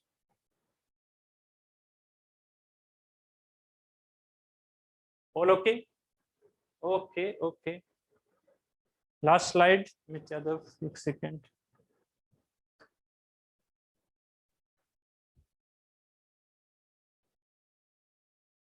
ओके, मैं अपने बारे में आपको बता देता हूँ, कल भी मैं आपको उस सेंस में नहीं बता पाया। ठीक है, I am Ankit Kumar Sharma, I have done my MTech from NIT Bhopal and I have cleared GATE 9 times. ठीक, and I have qualified for IOCL, BPCL and NLC, Neyveli lignite. NLC generally नहीं सुना होता है, बट IOCL BPCL आपको पता ही है। ठीक, और 5 ईयर का टीचिंग एक्सपीरियंस है। ठीक है, तो इसीलिए मैं आपके सामने हूँ अभी।